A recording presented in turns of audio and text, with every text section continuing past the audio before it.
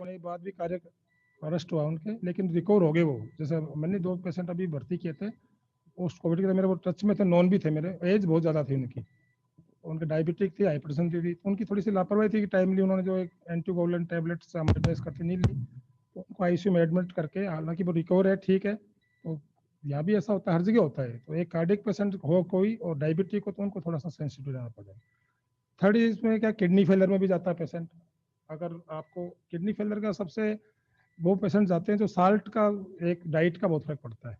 Sodium diet कम से कम minimum ले, नमक कम ले इसके अंदर, और जो जूस वगैरह है वो उसका भी यूज नहीं करे। पोस्ट जो कोविड पेशेंट उनके लिए कह रहा हूँ, पोस्ट कोविड में जूस का यूज नहीं करना चाहिए, क्योंकि शुगर होता है उसमें। पोस्ट कोविड के अंदर सबसे ड्रॉबैक होता है तो डायबिटिक बढ़ता है, शुगर वैसे नॉर्मल पेशेंट में 300 हो जाता है, और वो ऑटोमेटिक सही भी हो जाता है। तो उनका डाइट के हिसाब से ये फ्रूट्स आप ले सकते हो, जूस नहीं ले मिलेंगे, और मिल्क ले सकते हो, प्रोटीन डाइट जिसमें प्रोटीन है, दाल वगैरह यूज़ करो। और ये जो दूसरा अपन जो खाते हैं पिज़्ज़ा वगैरह, ये भी बिल्कुल अवॉइड करना चाहिए। डाइट का बहुत बड़ा रोल है इसके अंदर। एनर्जेटिक डाइट ले सकते हो, लेकिन ये जूस वगैरह को अवॉइड करना चाहिए। जो कोविड पेशेंट है उनको पोस्ट कोविड एटलीस्ट 6 मंथ तक मैं मानता हूँ जूस वगैरह से अवॉइड हो, ताकि उनकी डायबिटिक कंट्रोल रहे। और इम्यूनिटी बढ़ाने का ये तरीका है कि एक साल्ट से भी दूर रहे, क्योंकि साल्ट ज़्यादा इंटेक लोगे आप, 5 ग्राम से ज़्यादा नमक वगैरह जो साल्ट होता है वो नहीं ले, ताकि वो किडनी भी इफेक्ट करता है। तो कुछ ऐसे रिसर्च में आया कि ऐसे कुछ पेशेंट है जिनकी किडनी भी डैमेज हुई है, हालांकि इनका बहुत 1% से भी कम पेशेंट होते हैं ऐसे। तो उनका ये आया कि वो नमक से दूर रहे, और जैसे हो तो नमक भी खाओ तो आयोडीन वाला नमक ले ले। वो मिल्क का बहुत अच्छा रोल है, मिल्क ले सकते हो आप, लिक्विड ले सकते हो, और जो भी आप ये गर्म चीज़ें सर्दी सर्दी ले सकते हैं आप। तीसरा इसके अंदर जो अपन जा रहे हैं इसके अंदर, चेस्ट पेन होगा, मसल जो मस्कुलर सिस्टम है वो भी डैमेज कर रहा है।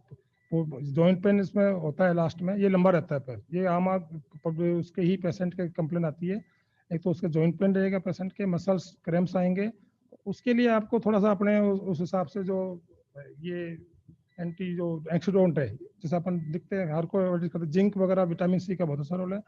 और एटलीस्ट 3 मंथ तो जिंक और विटामिन सी लेना चाहिए, ताकि ये मसल्स का जॉइंट पेन है, चेस्ट पेन है, ये ये लंबे टाइम रहता है उसके अंदर।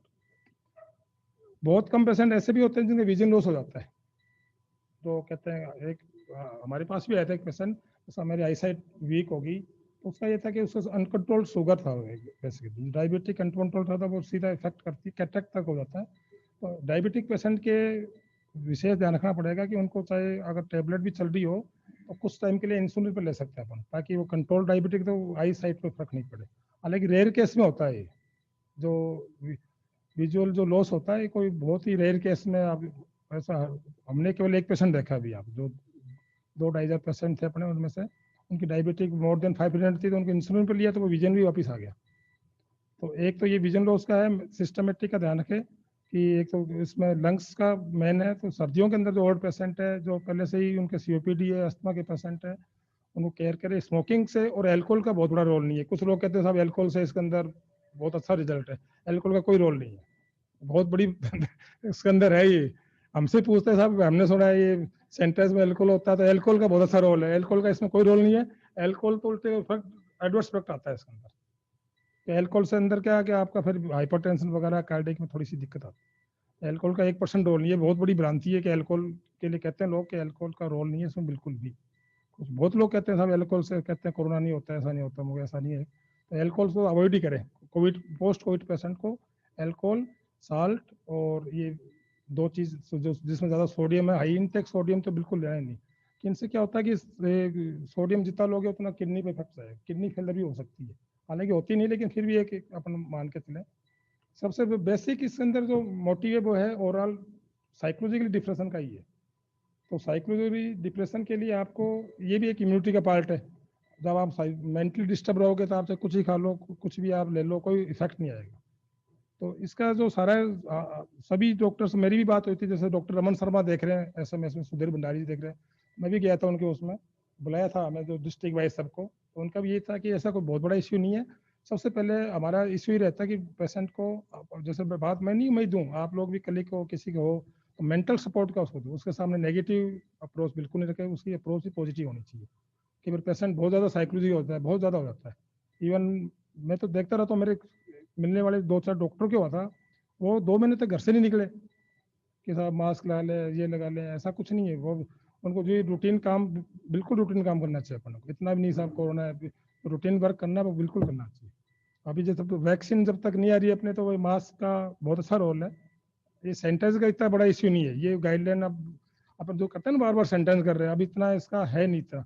तो पहले एक वो था कि साहब टच कर दिया, मैंने हाथ लगा दिया, किसी ने लगा दिया तो मेरे हो जाएगा, ऐसा कुछ नहीं है। सेंटेंस का इतना बहुत बड़ा वो नहीं है, मास्क का जरूर रोल है। जब तक वैक्सीन, जैसे हमने आज ट्रायल पर किया है, तो अब स्टार्ट करेंगे वैक्सीन का, तो जब तक वैक्सीन नहीं है इसका भी ऐसी देखते हैं, कोई 80% है जो, या 80-90 के बीच बता रहे हैं।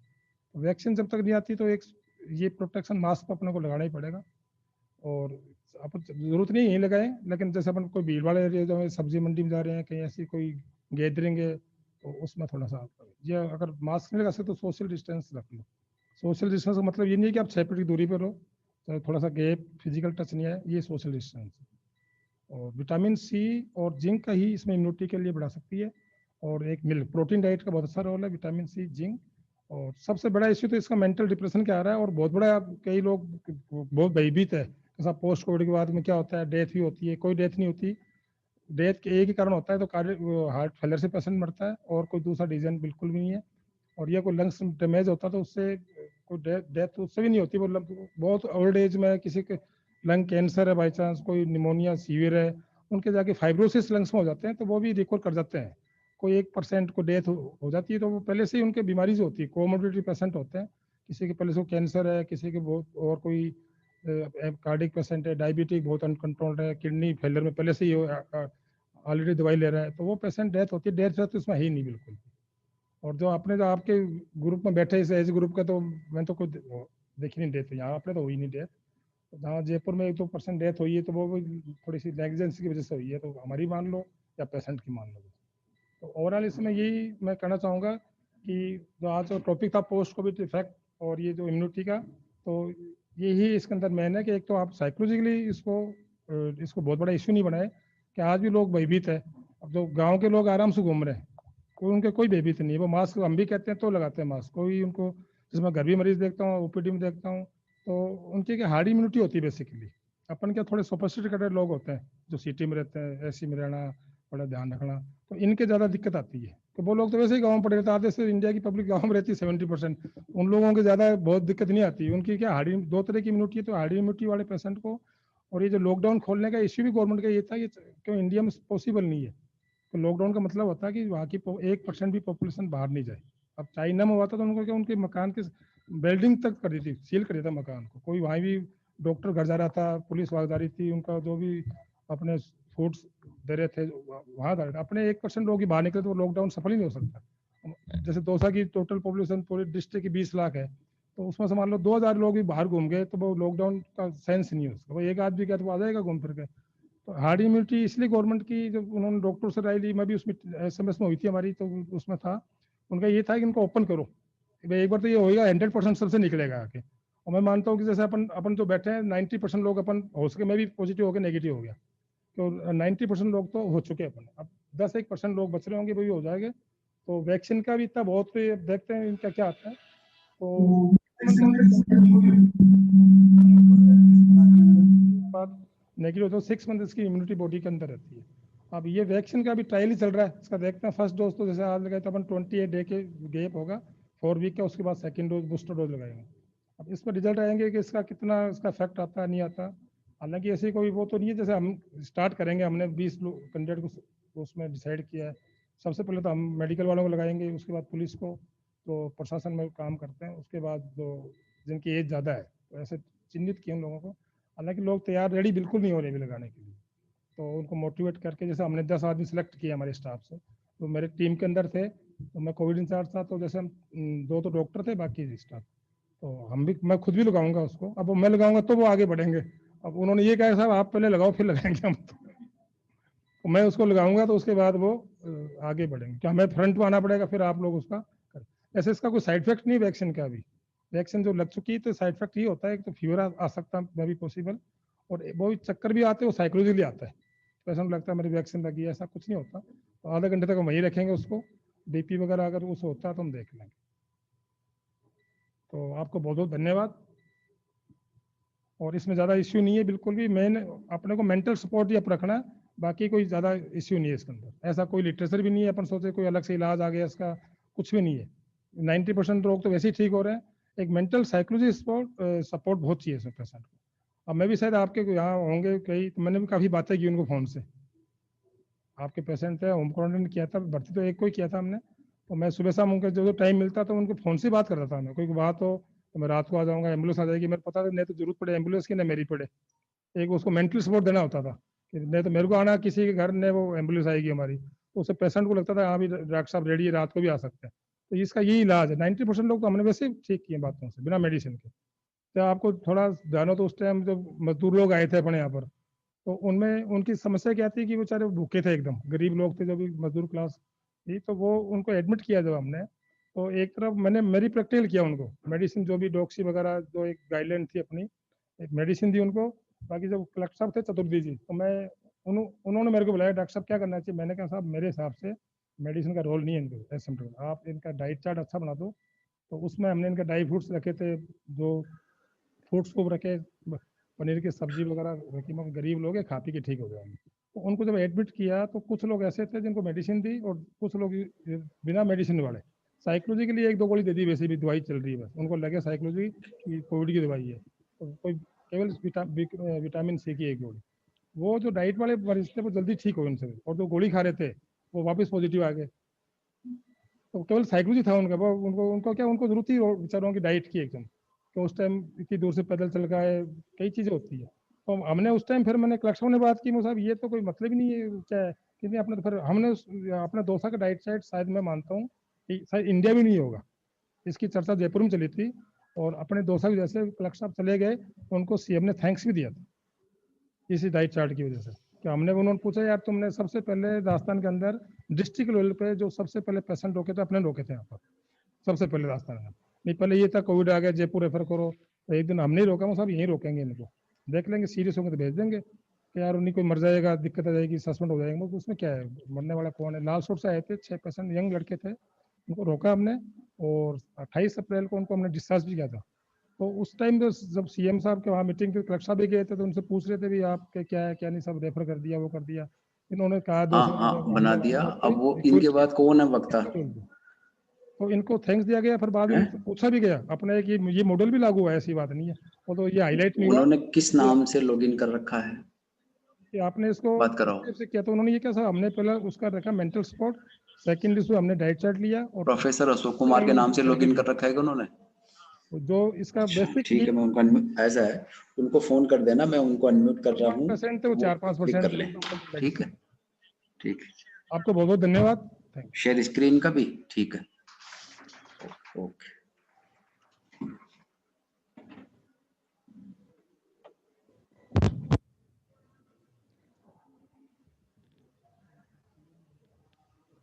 बहुत धन्यवाद डॉक्टर साहब।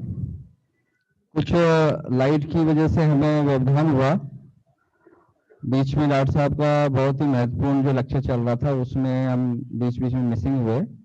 मैं इस अवरोध के लिए माफी चाहूंगा आप सभी पार्टिसिपेंट से। अब मैं डॉक्टर साहब के पास समय की कमी है और हॉस्पिटल के पधारेंगे, तो मैं अब आमंत्रित करता हूं हमारे प्राचार्य महोदय को और केसी मीना जी को, विपुल परेवा जी, आप सर को मोमेंटो देकर उनका सम्मान करें।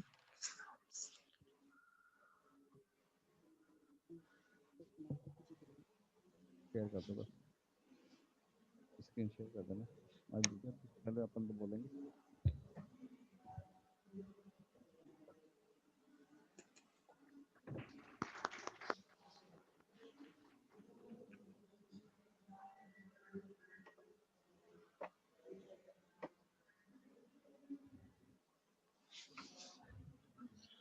अब हमारे ये किस नाम से आ रहे हैं? नाम नहीं आ रहा है इनका। आवाज आ रही है।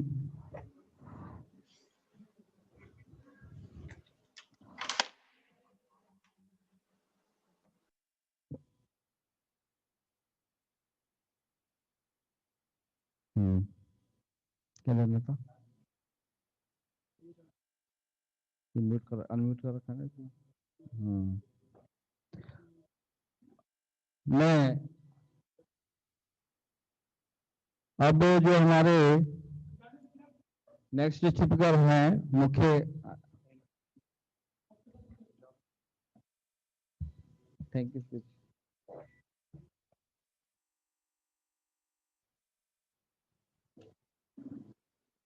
बहुत धन्यवाद सर, डॉक्टर साहब।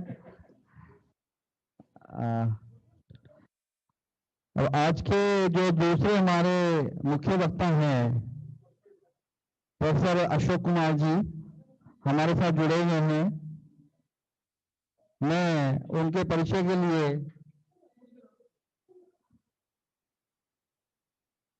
प्रोफेसर अशोक कुमार जी का परिचय देने के लिए मैं भी आमंत्रित करता हूं हमारे वेबिनार के ऑर्गेनाइजिंग सेक्रेटरी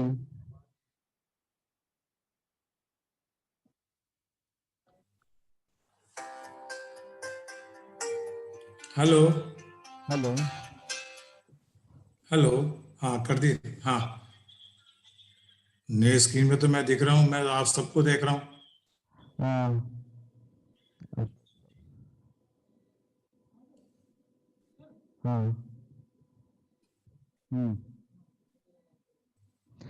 हाँ डॉक्टर साहब, प्रोफेसर अशोक कुमार जी, मैं आपसे आग्रह करूंगा कि पहले आपका परिचय देने के लिए मैं आमंत्रित कर रहा हूँ डॉक्टर विपुल परेरा, जो वेबिनार के ऑर्गेनाइजिंग सेक्रेटरी हैं, सचिव हैं।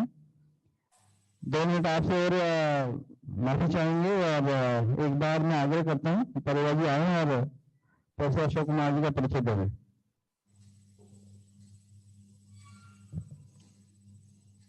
Good afternoon all participants. मैं विपुल कुमार परेवा, आयोजन सचिव होने के नाते वेबिनार में भाग ले रहे सभी प्रतिभागियों का तहे दिल से स्वागत करता हूं।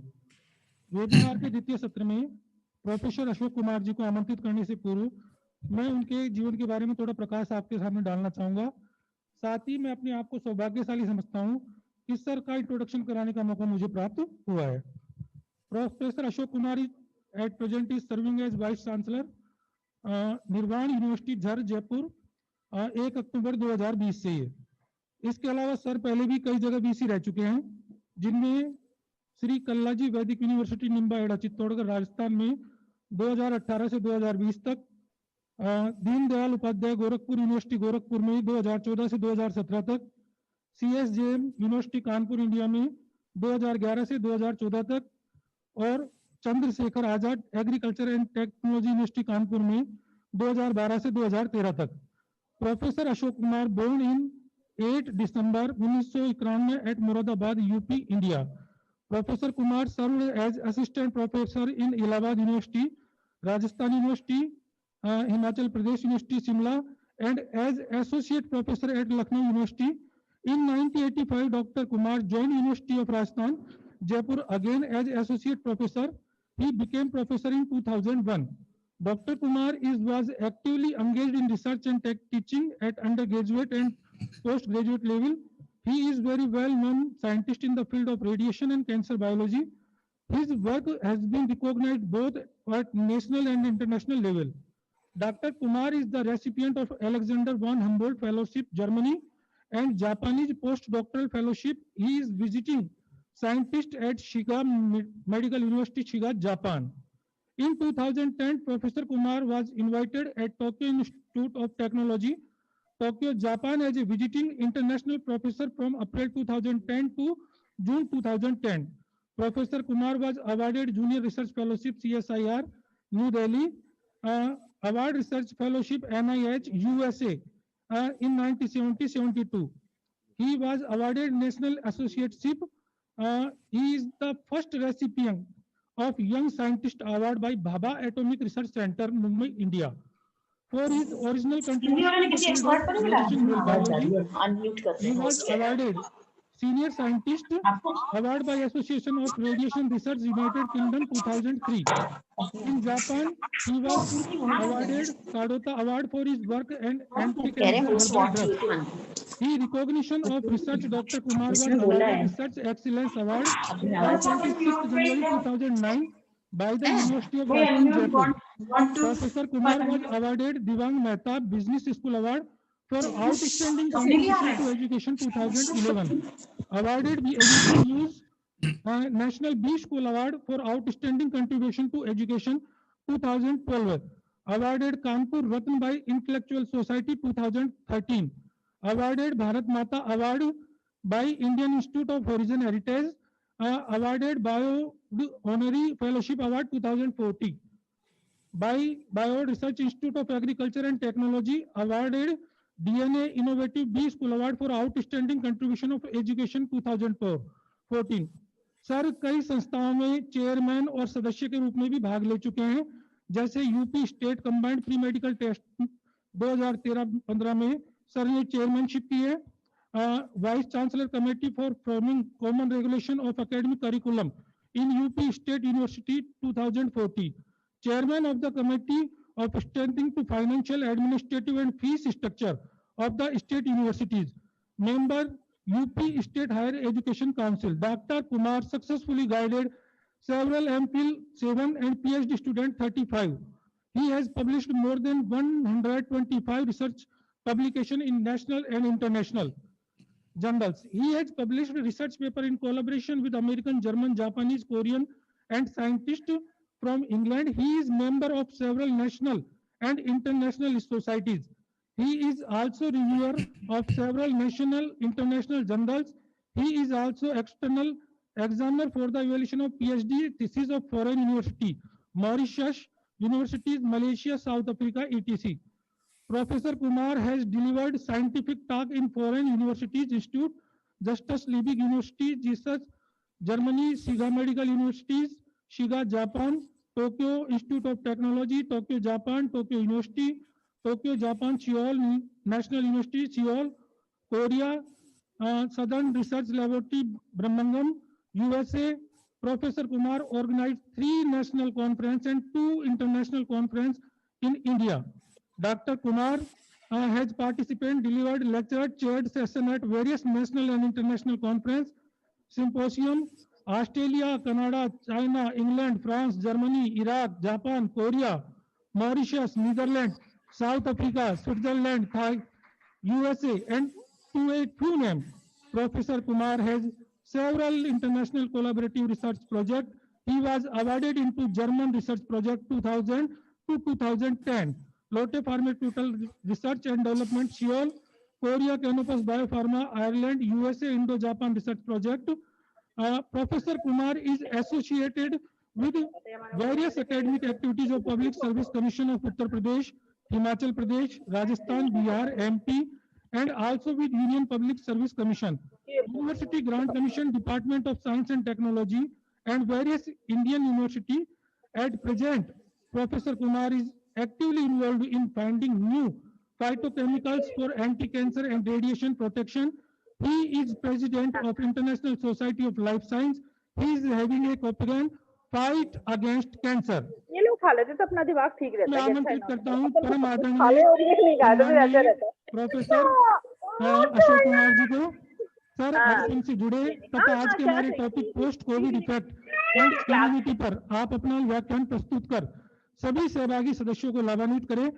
साथ ही सर मैं थोड़ा सा एडवांस में आपसे निवेदन करूंगा कि आप जो ये सेकेंड स्ट्रेन ऑफ कोरोना आ रही है इसके बारे में भी हमारे श्रोतागण को थोड़ा सा बताएं जिससे वो अपडेट कर सके।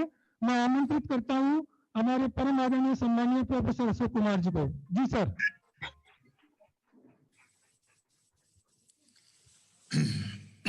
Thank you very much. Thank you doctor Vipin, आपने बहुत लंबा चौड़ा इंट्रोडक्शन दिया, इसके बहुत बहुत धन्यवाद। सबसे पहले मैं अपनी ओर से और प्राणी शास्त्र विभाग स्वर्गीय पंडित नवल किशोर शर्मा जी, गवर्नमेंट कॉलेज दौसा से सभी organising secretary, organising members Shri Bajrang ji, doctor KC Meena ji, doctor Anjali Mathur ji, doctor CP Mahendra ji और ऑर्गेनाइजिंग सेक्रेटरी विपुल कुमार परिवा और अपनी ओर से आप सभी पार्टिसिपेंट्स का हृदय से स्वागत और अभिनंदन करता हूं। मैं अपना लेक्चर विशेष तौर से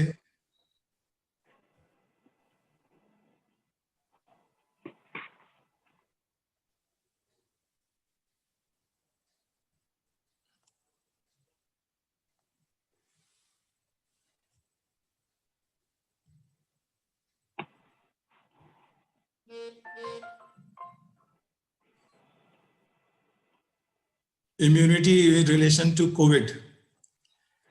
आप सब जैसे कि जानते हैं कि पूरा विश्व कोविड-19 की महामारी से प्रताड़ित हो चुका है और बहुत सारी फेजेस हो चुकी हैं, बहुत लाखों मृत्यु हो चुकी हैं और हम एक बहुत ही कठिन परिस्थितियों में है और आशा की जाती है कि इन परिस्थितियों को हमने काफी सफलतापूर्वक विजय प्राप्त कर ली है, क्योंकि आने वाले समय में आपने सुना है कि भारतवर्ष में भी 2 वैक्सीन्स जो हैं वो अप्रूव हो गई हैं। तो आने वाले समय में मैं समझता हूं और विश्वास रखता हूं कि हम इस कोविड-19 पर आसानी से विजय प्राप्त कर सकते हैं।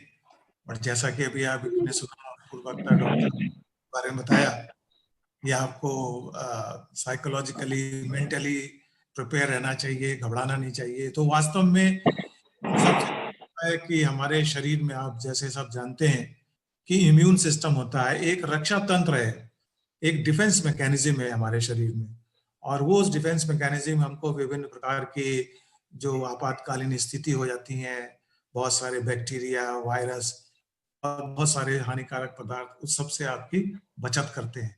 तो ये जो प्रतिरक्षा तंत्र है, जो इम्यून सिस्टम है, और इसीलिए कहा जाता है कि इनको डायबिटीज है या जिनको कैंसर है, जो कि ऑलरेडी जिनका इम्यून सिस्टम जो है, प्रतिरक्षा तंत्र थोड़ा सा वीक होता है, वो ज्यादा सेंसिटिव होते हैं। तो इसलिए मैं समझता हूं कि ये कोविड के बारे में जानना उतना ही आवश्यक है जितना कि हमारे प्रतिरक्षा तंत्र के बारे में, कि हम कैसे अपने शरीर को स्वस्थ रखें और इन हानिकारक बैक्टीरिया और वायरस से बचत करें। आप जिस अपने घर में बैठे हैं आजकल तो, और मैं समझता हूँ बड़ा स्वच्छ होगा, साफ होगा, लेकिन फिर भी उसमें बैक्टीरिया भी है और वायरस भी है। लेकिन आपका जो प्रतिरक्षा तंत्र है, जो इम्यून सिस्टम है, वो इतना अच्छा है, आप सौभाग्यशाली हैं कि आप बीमार नहीं पड़ते। अच्छा है वो बीमार हो सकते हैं। तो इसलिए आइए एक एक करके हम देखते हैं इस विषय के बारे में। तो सबसे पहले मैं आपको कुछ जानकारी कोविड के बारे में बताना चाहूंगा।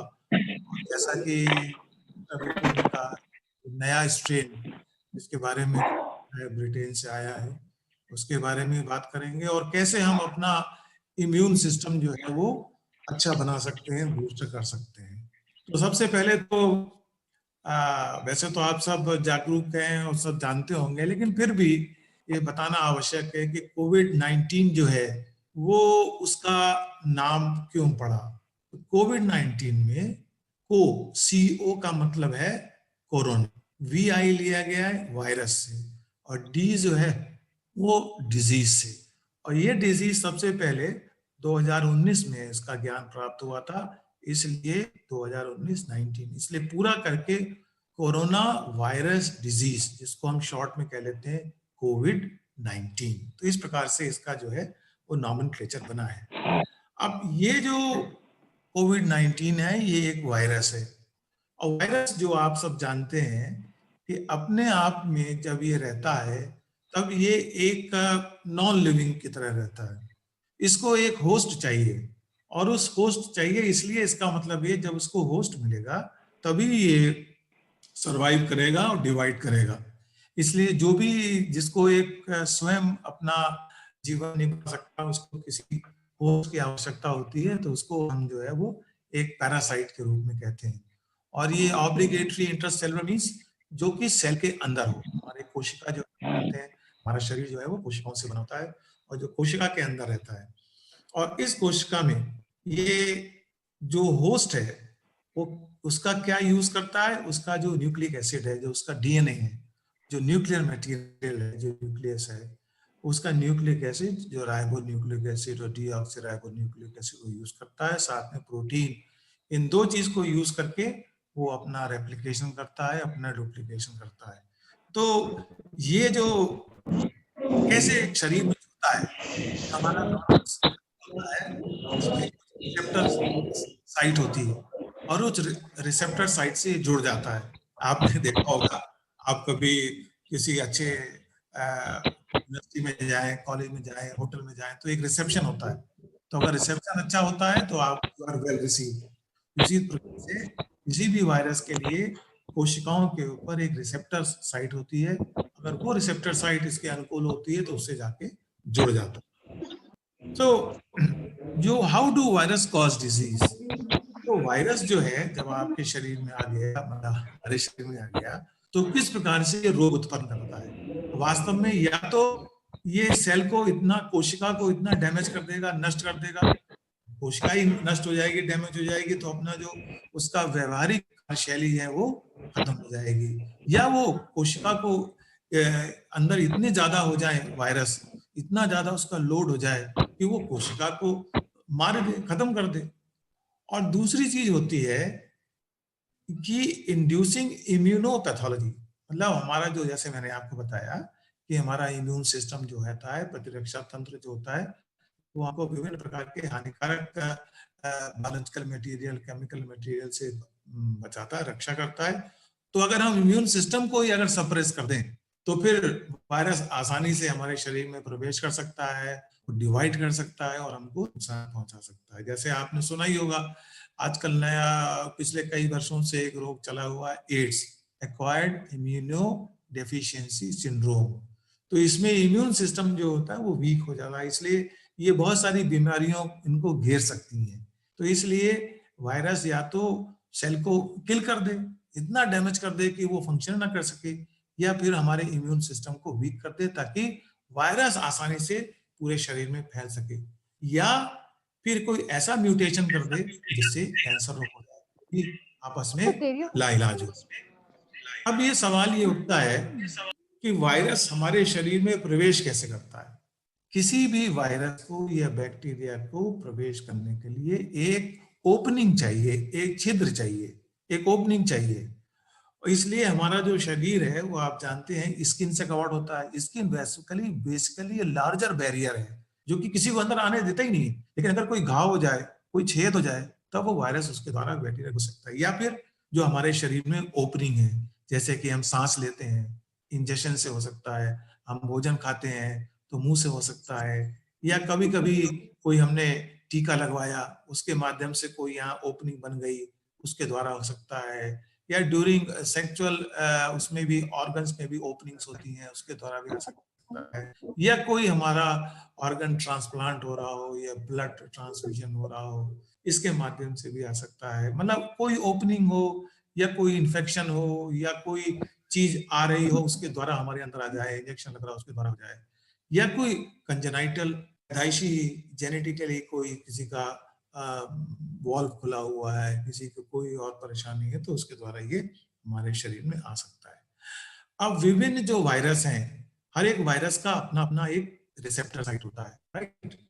एक निश्चित जगह होती है जाके वहां जाके लगता है ना। आप शहर में आप दौसा में घूम आइए, रेलवे स्टेशन उतर जाइए, तो ये थोड़ी ना घर में आप घुस सकते हैं। हर कॉलेज में आप जा सकते हैं, आप उसी घर में घुस सकते हैं जो आपका घर हो, जहां आपको कोई रिसीव कर सके। आप उसी कॉलेज में जा सकते हैं जहाँ की आपका प्रवेश हो, तो आपको रिसीव कर सके। उसी प्रकार से हर वायरस का भी प्रत्येक शरीर में, कोशिका में उसके ऊपर जो है वो एक होता है। तो इसमें जो होता है वो कोविड-19 का जो होता है वो कहलाता है AC2, यानी epithelial cell of the respiratory tract. जो रेस्पिरेशन का ट्रैक्ट है, जैसे कि नेजल से सांस लेते हैं और उसके बाद ट्रैकिया में जाता है, लंग्स में जाता है। वास्तव में ये बेसिकली इसके जो साइट्स हैं जिसमें कि होता है। अब जैसे कि ये एक कॉमन वायरस होस्ट, सबसे पहले तो ये है एक है वायरस। ये पहले क्या होगा, ये रिसेप्टर साइट पे अटैच होगा। जब रिसेप्टर साइट पे अटैच होगा तो हमारे शरीर के इसके ऊपर एक कोटेड वेसिकल होती है, एक एक कवच होता है जो कि इसको ढक देता है, और इस कवच के, ये कवच जो है धीरे धीरे टूट जाता है। आप देख रहे हैं ये कवच जो है धीरे धीरे ये ब्रेक हो गया। जब कवच ब्रेक हो गया तो इसका जो न्यूक्लियर मटेरियल है वो होस्ट के न्यूक्लियस में आ जाता है, और होस्ट के न्यूक्लियस में आते ही ये mRNA मैसेंजर आरएनए से सिंथेसिस करता है, और फिर ये सिंथेसिस करके इसका ट्रांसलेशन करता है। फिर एक नए प्रकार का जो है वो इसकी छोटी छोटी बॉडीज बन जाती हैं जो कि फिर हमारे शरीर में फैलने लगती है। तो कोविड-19 जो है, जिसको SARS-CoV-2 कहते हैं, ये आज की बात नहीं है। ये एज अर्ली एज 1960 में इसकी डिस्कवरी हो चुकी है, और जब भी बहुत सारी पुरानी पुरानी किताबें पढ़ें तो आपको मालूम चल जाएगा। तो कोरोना वायरस एक्चुअली एक फैमिली से है जिसमें कि ये एनवेलप होता है, और इसका जो न्यूक्लियर मटेरियल है वो वास्तव में सिंगल स्ट्रैंड आरएनए होता है। इसका जो ओरिजिन है, जो कहा गया है, इसका जो ओरिजिन बताया गया है वो बताया गया है zoonotic. Zoonotic, zoo means animals, so zone animals, it is transmitted from animals to human beings, तो ह्यूमन से एनिमल में जाता है। और देखिए कितना लंबा होता है, इसका जीनोम जो होता है वो 27 और 34 किलो बेसिस से बनता है, तो इट्स लार्ज वन। और आप देख लीजिए इसका स्ट्रक्चर, ये स्ट्रक्चर, इसका नाम क्यों रखा गया है कोरोना, वास्तव में इसका मतलब होता है एक क्राउन। तो ये एक ताज के रूप में लगता है, जैसे कोई ताज है, और इसलिए इसका नाम कोरोना रखा गया है। और इसके ऊपर जो है वो स्पाइक्स होते हैं, बहुत सारे इसके देख रहे हैं, इस पे स्पाइक्स होते हैं। ये वास्तव में स्पाइक्स ही हैं जिसके द्वारा वो किसी भी शरीर के किसी भी कोशिका के सर्फेस पे जुड़ जाता है। तो जोड़ने के लिए, अपने को लगाने के लिए, देखिए पैरासाइट जितने होते हैं ना, आप जो के लिए पैरासाइट्स, उसमें कुछ ना कुछ चीज ऐसी होती है ताकि वो होस्ट सेल से जुड़ जाए, या तो उससे चिपक जाए, या उसको में ऐसे स्पाइक्स ऐसे हैं जिससे वो जुड़ जाएं। तो ये एक फैमिली है, इसमें कई प्रकार के सब फैमिलीज हैं, alpha corona virus, beta corona virus, gamma corona virus और डेल्टा कोरोना वायरस। अब अगर आप देखें, जो अल्फा कोरोना वायरस है वो ह्यूमन कोरोना वायरस डिजीज करता है, बीटा कोरोना वायरस तमाम तरह की ह्यूमन कोरोना वायरस डिजीजेस करता है, और ये कोरोना वायरस देखिए कई प्रकार के वायरस हैं, इसकी फैमिली अलग अलग है। तो कोरोना वायरस एक नहीं है। अब देखिए जो सार्स है वो कोविड, ये जो अभी जो प्रताड़ित कर रहा है, ये वास्तव में सीवियर एक्यूट रेस्पिरेटरी सिंड्रोम, ये हमारे रेस्पिरेशन को लंग्स में करता है। जो लंग्स में करता है, तभी आपने देखा होगा, आपने सुना होगा कि सांस लेने में तकलीफ होती है लोगों को जो कोरोना से अफेक्टेड हो जाते हैं, फिर अल्टीमेटली उनको वेंटिलेटर रखना पड़ता है। लेकिन इस प्रकार से बहुत से ऐसे होते हैं जो कि कॉमन होते हैं, सीजनल होते हैं और मिडिल होते हैं। लेकिन ये जो कोरोना वायरस है वो सार्स कोरोना वायरस, ये अपने आप में बहुत ही डिफरेंट है। तो इसकी अगर प्रेजेंट बैकग्राउंड देखें, जो आजकल इस वर्ष जो हमने जैसे कोविड-19 देखा आपका, जो प्रताड़ित हुए हैं, दिसंबर 31 अनफॉर्चुनेटली जब हम नया साल मनाने जा रहे थे कि नया साल आएगा, 2019 बीत गया, तब कुछ केसेस चाइना के वुहान सिटी हुए, निमोनिया मालूम चला, और उसके बाद फिर रिपोर्टेड हुआ कि ये कहाँ से इसको निमोनिया हुआ, तो मालूम चला जो एक बाजार है यूनॉन, जहाँ की सी फूड मिलता है, समुद्र का भोजन का खाना मिलता है, होलसेल मार्केट में बिकता है, तो वहां से ये आया। और 7 जनवरी को ये इसका एक नाम दिया गया, पहले WHO ने, वर्ल्ड हेल्थ ऑर्गेनाइजेशन ने 2019 N means new COVID, new corona virus आया। फिर बाद में इसका नेम चेंज हुआ severe acute respiratory syndrome corona virus, जिसका की शॉर्ट फॉर्म है S severe, A acute, R respiratory, S syndrome corona virus 2। ये पुराना नहीं है जो 1960 में पाया गया, कुछ ये म्यूटेट होके एक नया वायरस बन गया, तो ये 2 हो गया, और बाद में इसका नाम शॉर्ट कर दिया कोरोना वायरस डिजीज। और फिर धीरे धीरे इतना फैलने लगा, पूरी दुनिया में फैलने लगा। जब ये पूरी दुनिया में फैलने लगा, तब फिर WHO ने इसको एक कंसर्न बना, ये तो महामारी हो गई, इट्स ए महामारी, इट्स ए आउटब्रेक, इसलिए इसका हो गया। और अब देखिए एक शॉर्ट फिल्म है ये ऐसे, जैसे ये बैट्स, पहले पाया गया कि चमगादड़ इसके होस्ट हैं, और ये चमगादड़ में कोरोना वायरस होता है, जिसको कि कुछ जानवरों ने खाया, वाइल्ड एनिमल्स ने खाया, ये फिर मार्केट में गया, और ये भोजन के रूप में फिर ह्यूमन बीइंग ने खाया, या ये फिर कोरोना वायरस जो है वो कुछ और एनिमल्स ने खाया, और ये फिर बड़े बड़े एनिमल, चाहे सील हो, चाहे हॉर्स हो, चाहे कैमल हो, चाहे कैटल हो, चाहे गोट हो, चाहे शीप हो, इनमें चला गया, और इनके माध्यम से भी ये ह्यूमन बीइंग्स में आ गया। अभी जैसे डॉक्टर साहब ने बताया, जो आप सुनते हैं कि मास्क लगाइए, 2 गज की दूरी, तो क्या हो गया, बीच में कम्युनिटी कांटेक्ट हुआ, मालूम नहीं था, आपस में हम लोग मिलते हैं, सोशल होते हैं, या मास गैदरिंग हुई, जहां हमने ट्रेवल किया हवाई जहाज के अंदर, रेलवे के अंदर, तो उसके कारण से कोरोना वायरस आ गया, और फिर ये हॉस्पिटलाइज हो गए, जब इन्होंने और पेशेंट्स को भी किया। तो इस प्रकार से एक साइकिल बनती है और इसीलिए साइकिल के कहा गया कि आप जो है वो लॉकडाउन हो जाएं ताकि ना आप ये फैलाएं, ना आप इनके संपर्क में आए, ना हॉस्पिटल पे पेशेंट के संपर्क में आए, so that you are being protected. तो स्टार्ट कैसे हुआ? Once again it started from this seafood market, Wuhan seafood wholesale market in China, और it is believed to be transmitted from bat, snake और pangolins. ये सब खाते हैं China में, they all eat, this is surprisingly. So this is being transmitted. It is said it is transmitted from horseshoe bat or transmitted from camel to human. So different types of contact से human contact से आया। अगर आप timeline देखें तो December 31, 2019 में सबसे पहले चाइना ने अलर्ट किया WHO को। हालांकि ये कंट्रोवर्शियल है, कहते चाइना ने किया ही नहीं, कुछ कहते WHO ने नहीं किया, अमेरिका यही कहती थी। फिर even then तो ये डिजीज हुई, फिर WHO ने फिर जनवरी 7 को ये कहा, oh there is something new virus, उसका नाम रखा सार्स और बाद में कोविड। फिर चाइना ने सबसे पहले जनवरी 11 में अनाउंस किया डेथ हो गई और बताया कोविड से हो गई। फिर WHO ने 13 जनवरी को रिपोर्ट किया एक नया वायरस आ गया है जिससे कि डेथ हो गई। फिर 26 फरवरी को national institute of health USA ने उसका क्लिनिकल ट्रायल किया और एक पोटेंशियल कोविड-19 का ट्रीटमेंट भी शुरू किया। लेकिन ये जो थी वो डिजीज एबोला पहले आया था, बहुत पहले आया था। एबोला का ट्रीटमेंट जिस ट्रायल से हुआ था, ड्रग से हुआ गया था, लेकिन वो सक्सेसफुल नहीं हुआ। धीरे धीरे फरवरी में और बड़ा WHO ने अल्टीमेटली इतना विश्व में फैल गया, आपने सुना होगा हिंदुस्तान में भी फैला। तो ये मार्च 11 को फिर उसको इन्होंने कह दिया ये पैंडेमिक है, ये महामारी है। तो इसके बाद फिर 2 अप्रैल को करीब 1 मिलियन केसेस पूरे विश्व में हो गए। इस प्रकार से ये रोग फैलता रहा। अब ट्रांसमिशन तो कैसे होता है, ह्यूमन टू ह्यूमन, आपको भी बताया डॉक्टर साहब ने, आप जानते भी हैं, लेकिन ये उसको बार बार जानने की आवश्यकता है।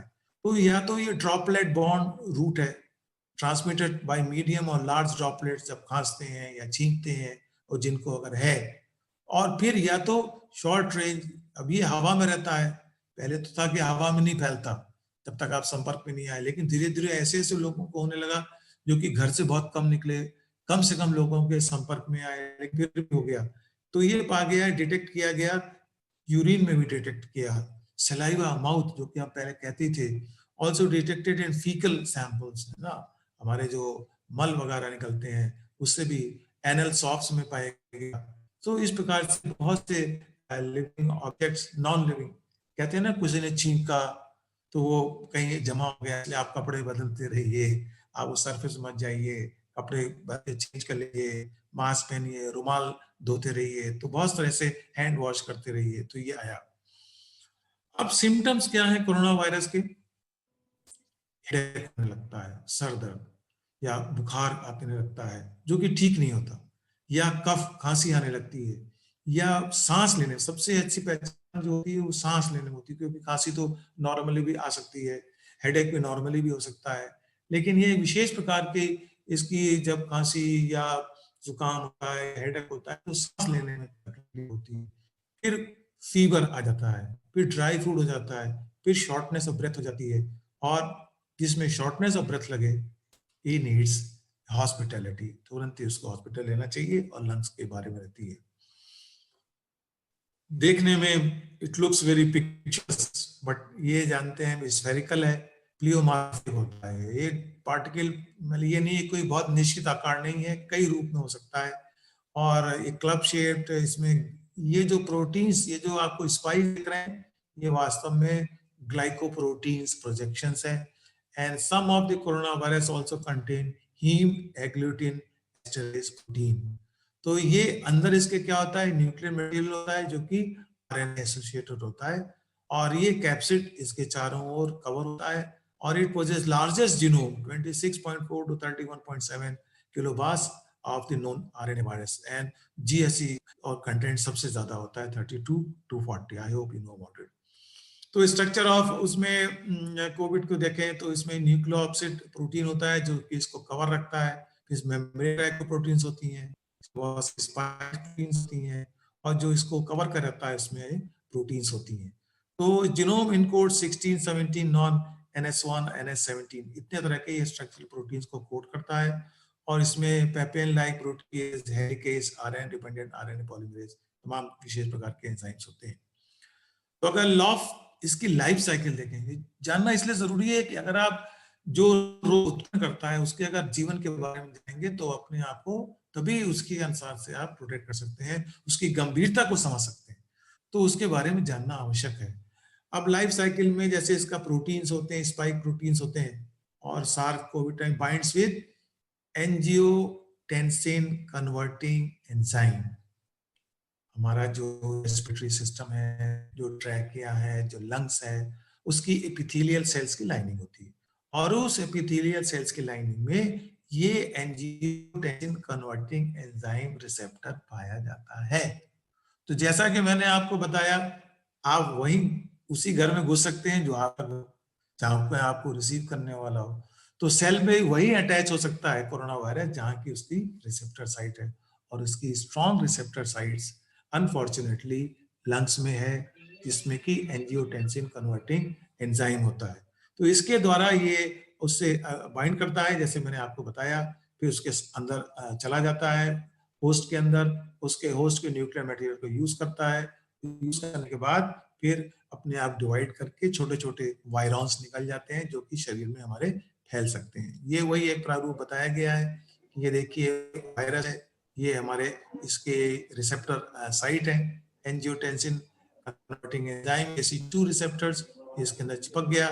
जब चिपक गया तो ये होस्ट के राइबोसोम से जुड़कर इसने अपना रिलीज कर दिया जीनोम, और फिर ये प्रोटियोलिसिस से अंदर आकर ये न्यूक्लियर मटेरियल में चला गया, इसने डुप्लीकेट किया, और फिर एक नए कोरोना वायरस के रूप में ये बाहर दूसरे कोशिकाओं में चला गया। और इन ब्रीफ समय के कारण मैं इन ब्रीफ बताना चाहूंगा कि ये जो वास्तव में कोरोना वायरस जो इन्फेक्शन है वो शरीर के अंदर जाकर ये जो करता है सबसे अधिक डेंजरस होता है जब ये इम्यून तो तुम्हारी ये आदत अच्छी नहीं है ना। तो जैसे हमारे शरीर में जाता है, तो मैंने कहा कि हमारे शरीर में प्रतिरक्षा तंत्र होता है इम्यून सिस्टम, और ये इम्यून सिस्टम में सेल्स होते हैं, T सेल्स और B सेल्स होते हैं, जो कि उसको आते ही जो भी इसको निगेटिव आता है ना, जो एंटी है हमारे शरीर का, उसको तुरंत पहचान लेते हैं, और उस पहचानने के बाद ये बहुत सारे इंटरल्यूकिन और बड़े सारे फैक्टर्स होते हैं जो कि हमारे सेल के जो सेल्स हैं, जो कि T सेल हैं, B सेल हैं, मैक्रोफेजेस हैं, वो इनको खा लेते हैं। तो इनको खा लेते हैं तो उससे क्या होता है कि इसका प्रभाव कम हो जाता है, और ये देख रहे हैं इसकी पूरी अपनी एक प्रोसेस है। ये इसने बिल्कुल खाया, इसको एंटीबॉडीज बनी और इसको नष्ट कर लिया। तो इस प्रकार से इम्यून सिस्टम के माध्यम से जो वायरस अटैक्स होते हैं उनको नष्ट कर देता है। लेकिन अगर हमारा इम्यून सिस्टम ही कमजोर है, हमारे ऐसे T सेल्स और मेमोरी सेल्स ही नहीं है, हम इसकी पहचान ही नहीं कर पाएंगे, तो क्या होगा?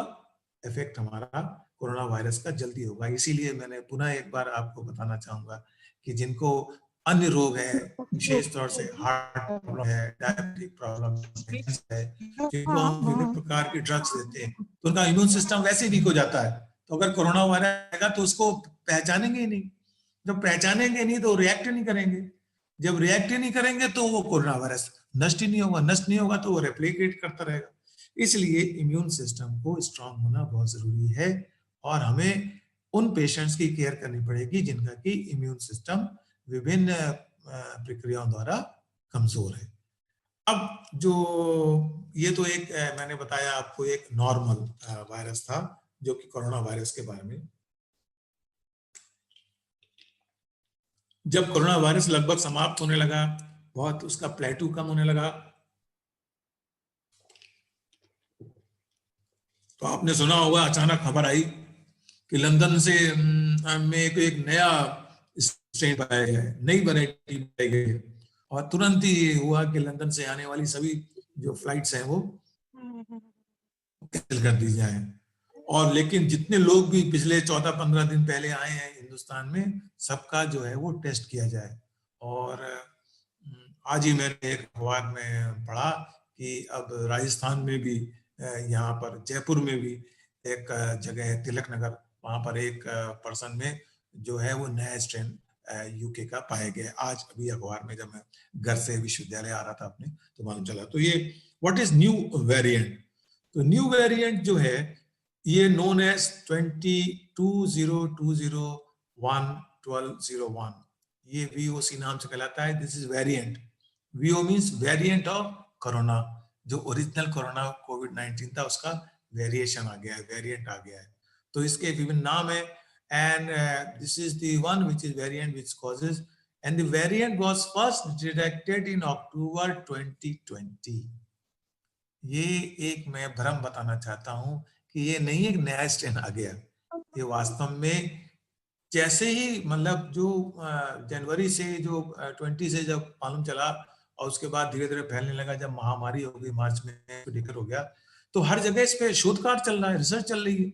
और ये चांस की बात है कि शोध कार्य में जो ब्रिटेन में जो है कुछ अगर आप देखें, ब्रिटेन में शोध के बारे में बहुत ज्यादा जो रिसर्च हुई है सूक्ष्म स्तर पर, वो सबसे ज्यादा ब्रिटेन में हुई है।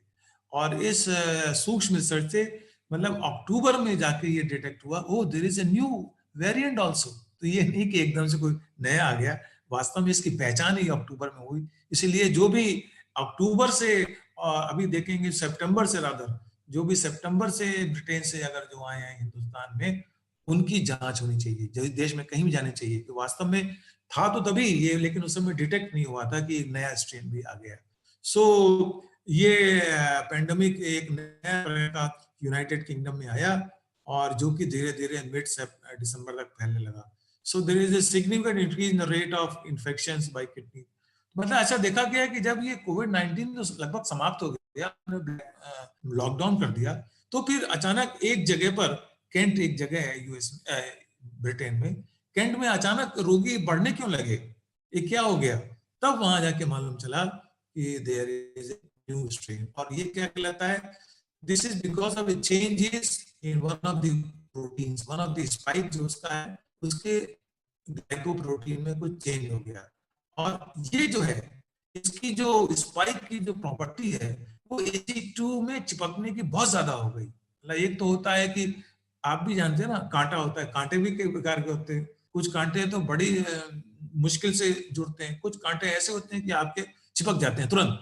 तो इस प्रकार से देखा गया इसकी जो स्पाइक्स की प्रॉपर्टी है नए कोरोना वायरस की जो वेरिएंट है, वो पिछले कोरोना वायरस से ज्यादा सूक्ष्म है, ज्यादा प्रभावशाली है। इसलिए ये उससे अगर किसी को लग जाए ये ज्यादा रिस्की है, इसलिए ज्यादा इसमें है। और आप देखिए पूरे विश्व में ये जितने रेड सिग्नल्स है ना, इस सब में, जैसे हिंदुस्तान देख लीजिए, इसमें ये काफी मात्रा में है। अनफॉर्चुनेटली, दुर्भाग्यपूर्ण से बात है। तो one has to be very careful about it. But as we say कि जो कोविड वैक्सीन आ गई हैं, जो खासतौर से कोवैक्सीन के बारे में कहा जाता है, जिसको इमरजेंसी के लिए यूज किया गया है, उसके बारे में कहा यह जाता है this vaccine will be good for the new strain also. Let us hope and wish that it's तो इसका नॉमेनक्लेचर कैसे हुआ?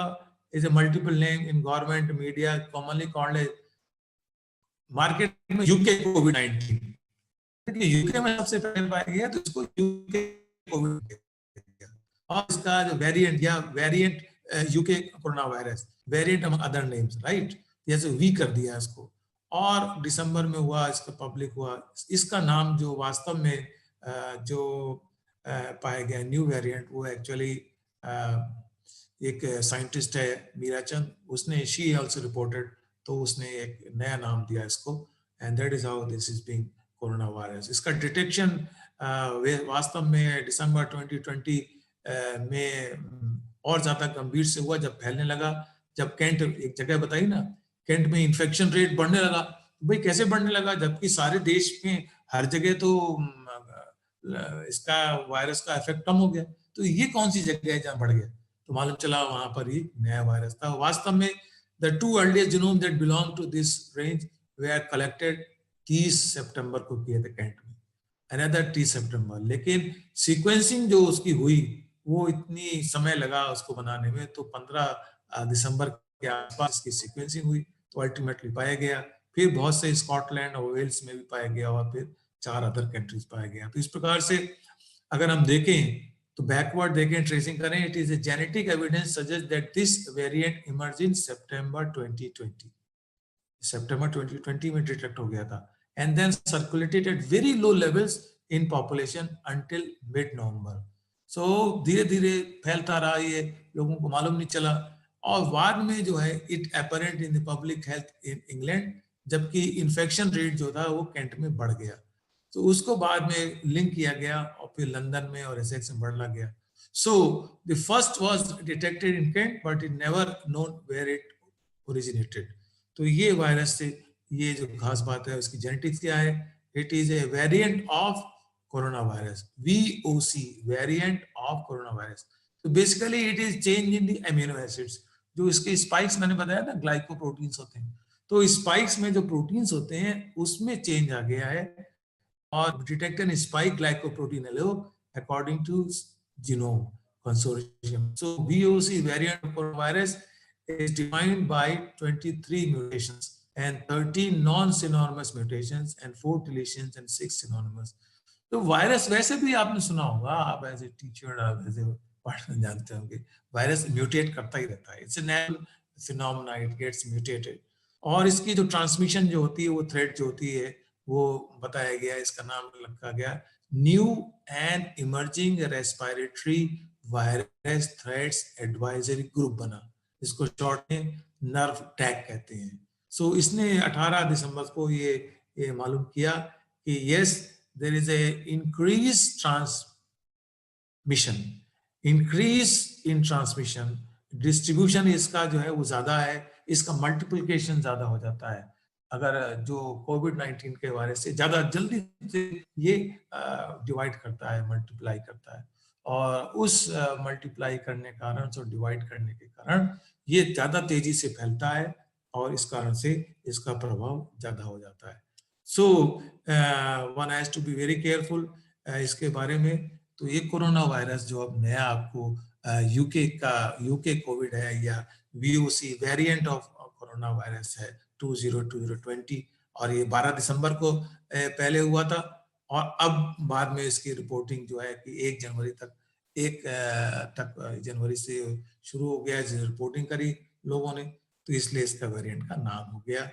और अब जानते हैं कि जो vaccines, just to say a few words over here, जो वैक्सीन्स बन जाती हैं, तो जैसे कोवैक्सीन जो बनी, we are proud of our scientist जो कि भारत बायोटेक ने बनाई ICMR के, कोविशील्ड जो कि सीरम इंस्टीट्यूट ऑफ इंडिया ने बनाई with the Oxford group, AstraZeneca, और फिर मॉडर्ना वैक्सीन है, फाइजर वैक्सीन है, स्पुतनिक 5 है, बायोलॉजिकली नोवल कोविड वैक्सीन है, और साइडस कैडिला की है, ZyCoV-D। So these vaccines are there, and fortunately we are lucky that we have developed approved Covaxin, which is made in purely in India by Bharat Biotech by an ICMR group, and Covishield in collaboration. So these 2 vaccines are there. Of course, many other vaccines are there, and we are sure and hopeful कि अब शीघ्र ही, जैसे पुराने वक्ता doctor साहब ने बताया कि अब ये हमारे प्रदेश में भी लगेगी, और मैं आशा समझता हूँ कि आपको लाभदायक ये देखिए कोवैक्सीन और कोरोना वायरस की, कोविशील्ड और Covaxin. I hope you will be happy to it. अब जो एक पोस्ट कोविड इफेक्ट के बारे में जैसे बताया गया है कि व्हाट हैपेंस, कभी कभी अनफॉर्चुनेटली किसी को कोरोना हो जाए और फिर वो हॉस्पिटलाइज हो जाए, या आपने देखा होगा घर के क्वारंटीन में भी जाता है, वो ठीक हो जाता है, लेकिन ठीक होने के बाद काफी दिनों के बाद, 15 दिन बाद या 20 दिन बाद या महीने बाद, कुछ ना कुछ जो वायरस जब एक बार अंदर चला गया, आप ठीक हो गए, ये अच्छी बात है, लेकिन जब अंदर चला गया तो कुछ ना कुछ तो डैमेज करेगा, कुछ तो डैमेज उसने किया ही होगा। और डिपेंड करता है कि कितना वायरस गया, कितना लोड गया, कितने पार्टिकल्स ऑफ वायरस गए, कितना उसने मल्टीप्लाई किया, लेकिन ये डैमेज करता है किसको, लंग्स को डैमेज कर सकता है, हार्ट को डैमेज कर सकता है, ब्रेन को डैमेज कर सकता है। लॉन्ग टर्म जो इसकी जो प्रॉब्लम्स है हेल्थ प्रॉब्लम रहती हैं, all the most common side symptoms that linger over time, बाद में भी आपने सुना होगा कि जिनको कोरोना था वो ठीक हो गए, लेकिन बाद में कहते हैं यार थकान बहुत जल्दी हो जाती है, अभी भी सांस लेने में कभी कभी तकलीफ होती है, खांसी कभी आती है, कभी ज्वाइंट पेन होता है, कभी चेस्ट पेन होता है। दीज आर पोस्ट कोविड, जब भी ठीक हो गया है वो। और लॉन्ग टर्म भी देखे गए हैं, लॉन्ग टर्म देखा गया है कभी थिंकिंग ऑन कंसंट्रेशन, आपकी सोच में या आपके जो कंसंट्रेशन है उसमें कभी कभी जो है वो कमी आ जाती है।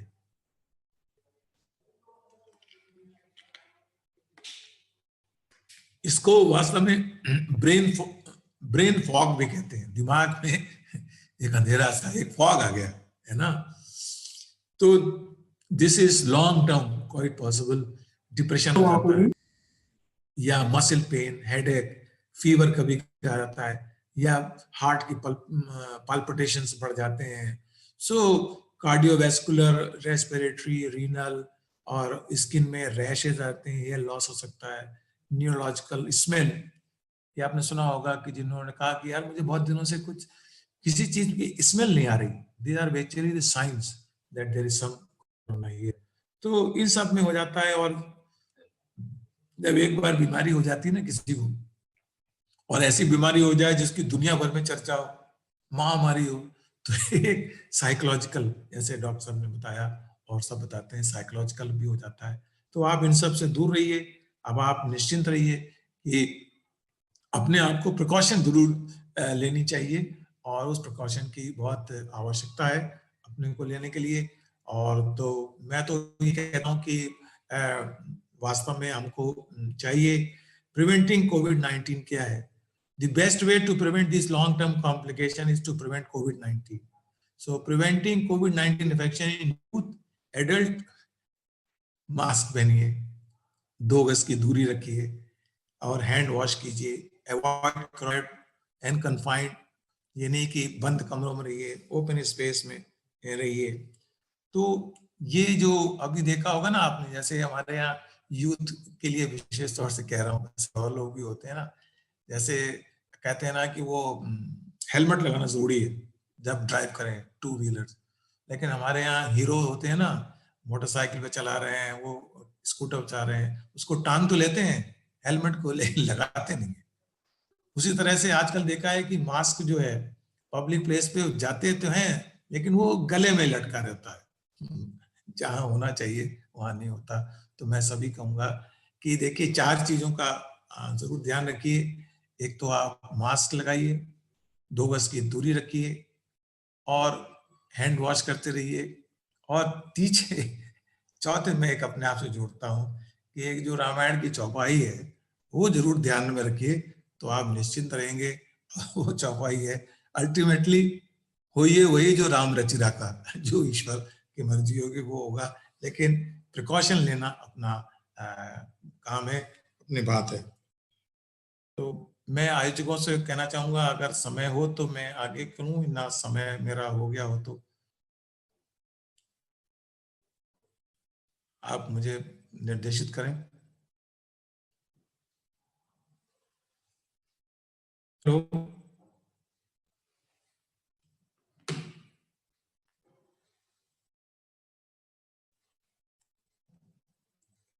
अगर समय हो तो मैं कुछ इम्यून सिस्टम के बारे में आपको बताऊं। सर ले लो है। कंटिन्यू करिए। ओके, तो मैंने जैसे बताया, ये तो आपको कोविड के बारे में बता दिया, और मैंने है 10 मिनट, 1 बजे तक ले लेता हूं मैं, 10-15 minute. Okay okay sir, okay. तो आप जैसे आपने देखा ना, मैंने आपको बताया कि हमारा जो सबसे आवश्यक है, कोविड तो एक है ही, लेकिन जो भी बीमारी हो, जो भी वातावरण प्रदूषण हमारे फैला हुआ हो, उसके बचाव के लिए हमारा रक्षा तंत्र मौजूद होना चाहिए, है ना। जैसे है ना, फ्रंट पे फौजें तो हमेशा तैयार होनी चाहिए ना, लड़ाई के लिए हमेशा तैयार होनी चाहिए, पता नहीं कब दुश्मन आ जाए, ये थोड़ी ना कि दुश्मन जब आएगा तब लड़ेंगे। तो उसके पहले तैयारी होनी चाहिए। उसी प्रकार से हमारे शरीर का जो प्रतिरक्षा तंत्र है, जो इम्यून सिस्टम है, वो भली भांति स्ट्रांग होना चाहिए। तो जो प्रतिरक्षा तंत्र में क्या होता है, जो हमारे सेल्स होते हैं 2 प्रकार से एक्ट करते हैं, तो सेल मीडिएटेड और एक ह्यूमरल होती है। सेल म्यूटेटेड तो वो होती है जबकि जो इम्यून सेल्स हैं वो पैथोजन से डायरेक्टली अटैच होते हैं, उनको किल कर देते हैं। जैसे कि ये सेल है, ये सेल म्यूटेटेड है, इसमें टी सेल होते हैं, थाइमर सेल्स। तो जैसे एंटीजन, ये जैसे एंटीजन आया, इन्फेक्टेड हुआ और ये सेल आया साइटोटॉक्सिक, इसको नष्ट कर देता है। लेकिन ये सेल टू सेल इसका संपर्क होता है, तो ये सेल म्यूटेटेड होता है। और ये देखिए सेल टू सेल आया, इसने इसको कंबाइन कर लिया एंटीजन को और इसको यहाँ पर नष्ट कर दिया। और एक होता है ह्यूमरल, ये बी लिम्फोसाइट से होता है। और उसमें क्या होता है, जैसे ही कोई, ये हमारे बोन मैरो से बनते हैं, लिम्फोसाइट्स बनते हैं, बी सेल से बनते हैं, टी सेल, ये दोनों सेल्स बनते हैं। और इसका काम क्या होता है कि जैसे कोई बैक्टीरिया या वायरस आया, ये इससे जुड़ जाते हैं और जुड़ने के बाद इसमें दो प्रकार के सेल बनते हैं। एक तो बनता है प्लाज्मा सेल और एक बनता है मेमोरी सेल।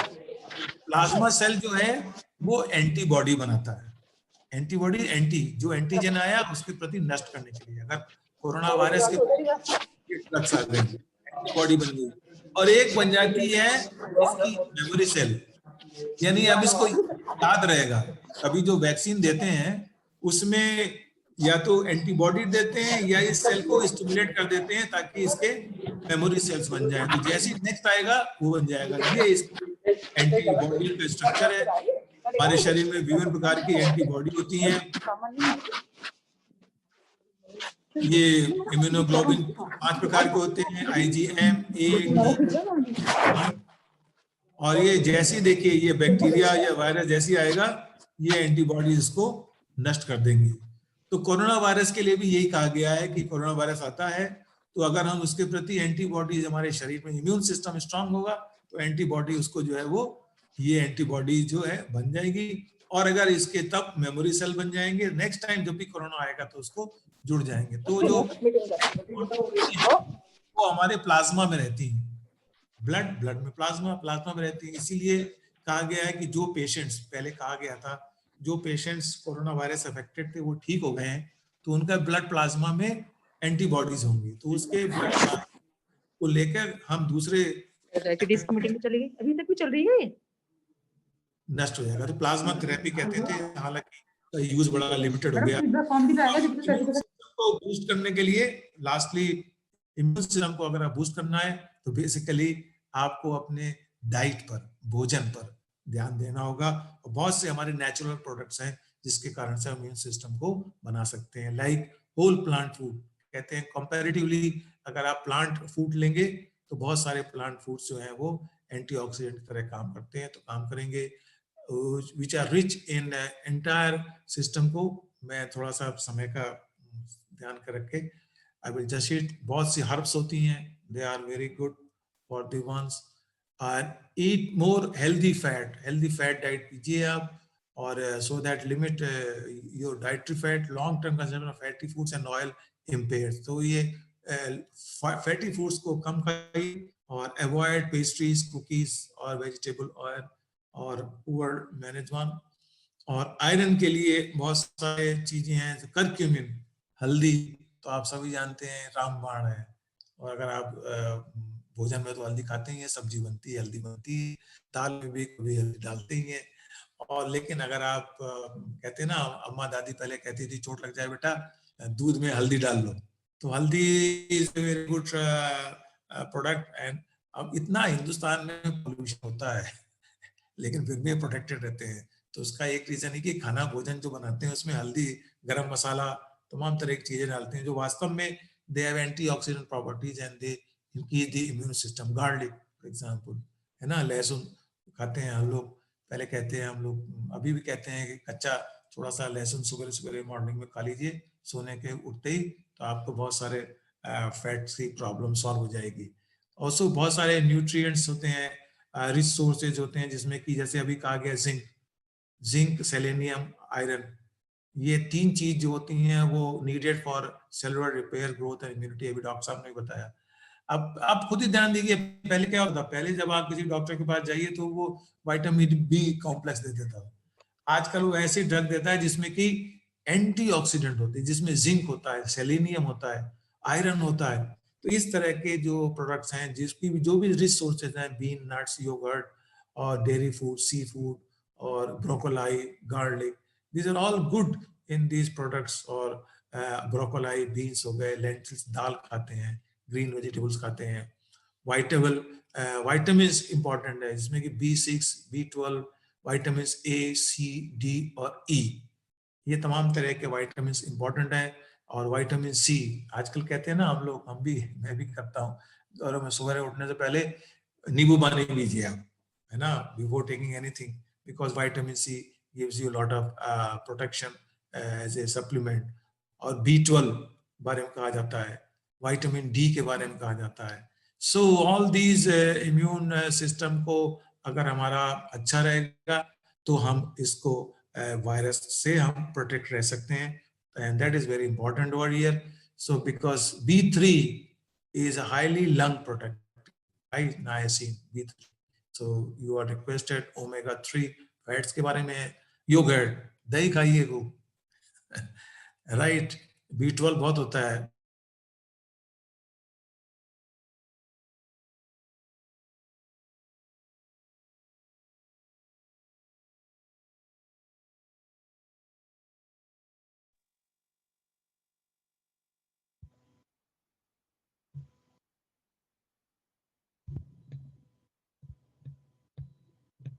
हेलो, शायद लग रहा है प्रोफेसर साहब के वहाँ लाइट गई है। मैं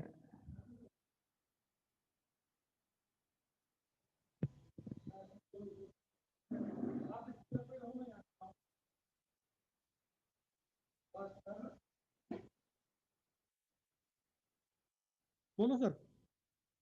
हाँ भाई, आप सबको बहुत बहुत धन्यवाद। आपने बताया कि आप सभी आने वाली वैक्सीन आपको लाभान्वित होगी और आप सभी इस कोविड-19 पर विजय प्राप्त कर सकेंगे और हमारा देश भारतवर्ष जो है वो कोविड-19 के प्रकोप से पूर्ण तरह से सफलपूर्वक सुरक्षित रहेगा। मैं इसी आशा और विश्वास के साथ सभी ऑर्गेनाइजर्स को बहुत बहुत धन्यवाद देता हूँ। माफ कीजिएगा, लाइट चली गई है, डेफिनेटली मेरा लेक्चर, हाँ फिर लाइट आ गई, just minute, might take some time. Hello,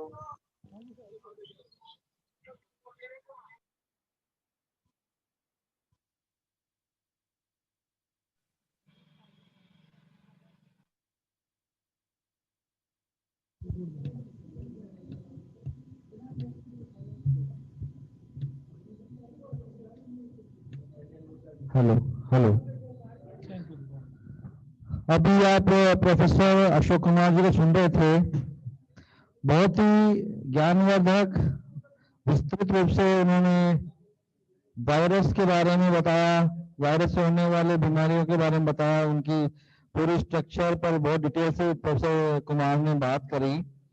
और मैं वीसी साहब का बहुत धन्यवाद ज्ञापित करता हूं कि वो वेबिनार में हमारे साथ लंबे समय तक जुड़ा रहा और आपके साथ हमारा पूरा लेक्चर हमारे वर्चुअल पार्टिसिपेंट ने लगातार सुना।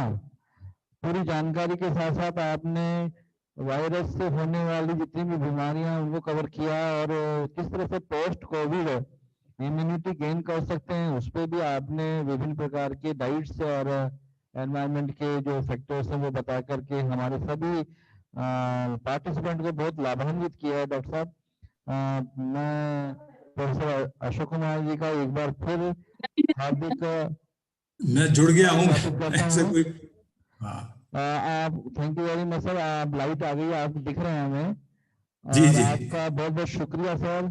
आपने हमें इतना अमूल्य समय आपके बिजी शेड्यूल से निकाल करके दिया और हमारे ऑर्गेनाइज सेक्रेटरी विपुल परिवार जी को आपने कमिटमेंट करके करतार किया सर कि आप अच्छा कवर करूंगा, तो फिर भी आपने बहुत अच्छा समय लिया और हमारे वर्चुअल पार्टिसिपेंट्स को सबको बहुत ही इंफॉर्मेटिव शानदार लेक्चर से हमें लाभान्वित किया।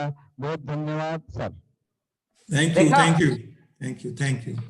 अब मैं नेक्स्ट स्पीकर जो आज हमारे हैं उनका परिचय आपको देता हूं। और वो हैं डॉक्टर सुनील कुमार शर्मा। आप इस वक्त आरएनटी मेडिकल कॉलेज में उदयपुर में असिस्टेंट प्रोफेसर है एनाटॉमी के। और आप खास बात यह है कि आप दौसा में आपका जन्म हुआ है और स्कूलिंग भी आपने दौसा में की है। मैं आपका तहे दिल से स्वागत करता हूं। और आपने एमबीबीएस एमजीआर यूनिवर्सिटी चेन्नई से किया और एमबीबीएस डिग्री करने के बाद पीजी आपने एसएमएस मेडिकल कॉलेज जयपुर से एनाटॉमी में करके और आप सर्वप्रथम 2009 में राजकीय सेवा में आए। भीलवाड़ा आपने सबसे पहले कोटड़ी में अपना सरकारी सेवा करी शुरू करी और उसके बाद कल्ला और दौसा में काम करते हुए भीलवाड़ा, फिर पुनः आप उदयपुर पहुंच गए हैं। आजकल आप आरएनटी मेडिकल कॉलेज में असिस्टेंट प्रोफेसर की सेवाएं दे रहे हैं। डॉक्टर साहब, आपका वेबिनार में स्वागत है। आप इनको अनम्यूट करो सर को। सर आपको मैं आमंत्रित करता हूं कि आप good afternoon sir. Hello, power है। Good afternoon sir. Good afternoon sir, thank you. आप लीजिए।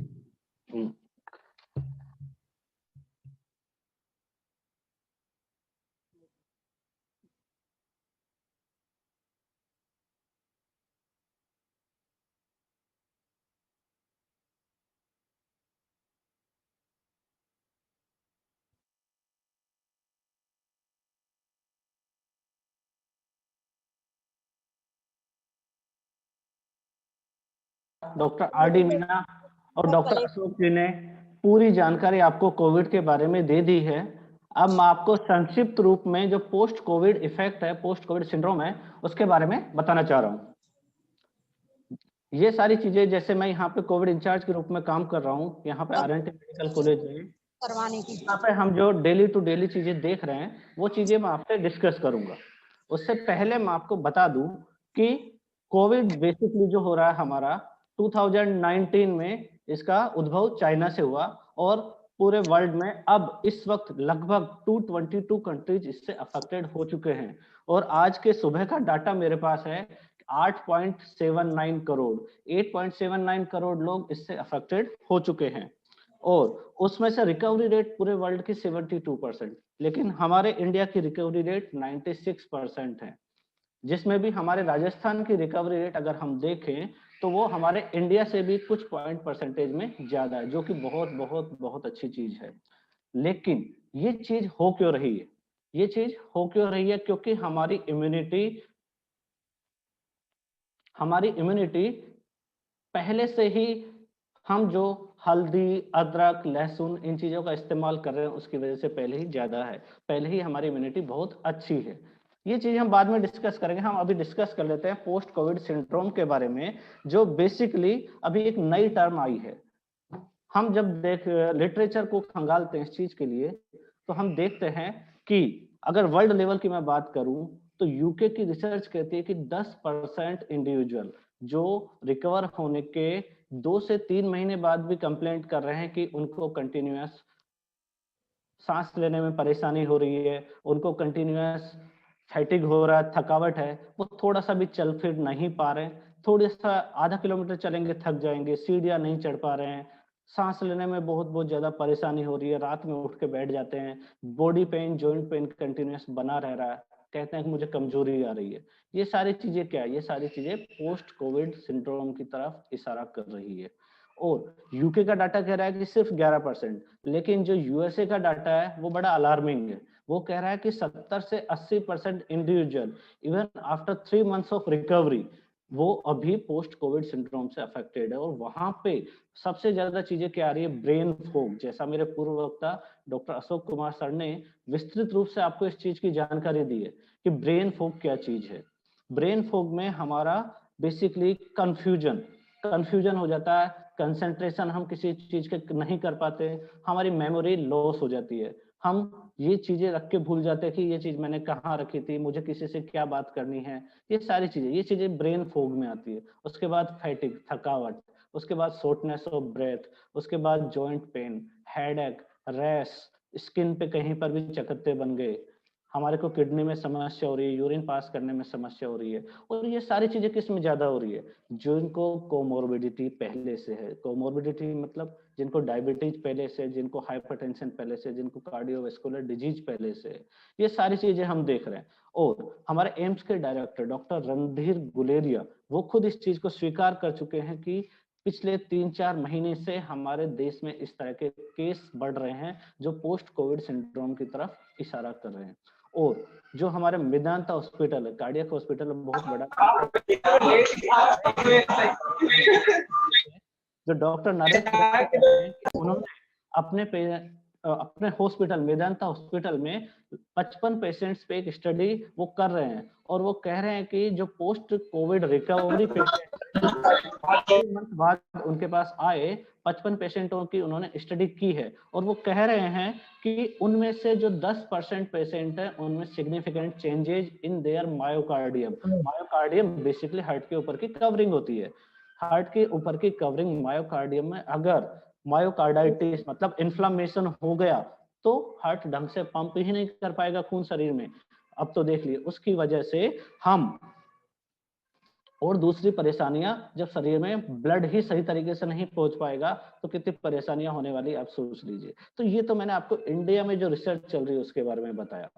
हम जब हमारे हॉस्पिटल सेटिंग में जब हम पेशेंट को देख रहे हैं तो पेशेंट लगातार कंप्लेंट लेके आ रहे हैं। बेसिकली कौन सा है? जो ओल्ड एज वाले हैं, 50+ वाले पेशेंट है, जिनको डायबिटीज है, जिनको हाइपरटेंशन है, जिनको कार्डियक डिजीज पहले से, जिनको किडनी डिजीज पहले से, या डायबिटीज में भी वो वाले पेशेंट जिनको पहले से डायबिटीज के बारे में पता नहीं था, लेकिन पहले बार डायबिटीज कब डिटेक्ट हुई? डायबिटीज डिटेक्ट हुई जब वो हॉस्पिटल में एडमिट हो गए।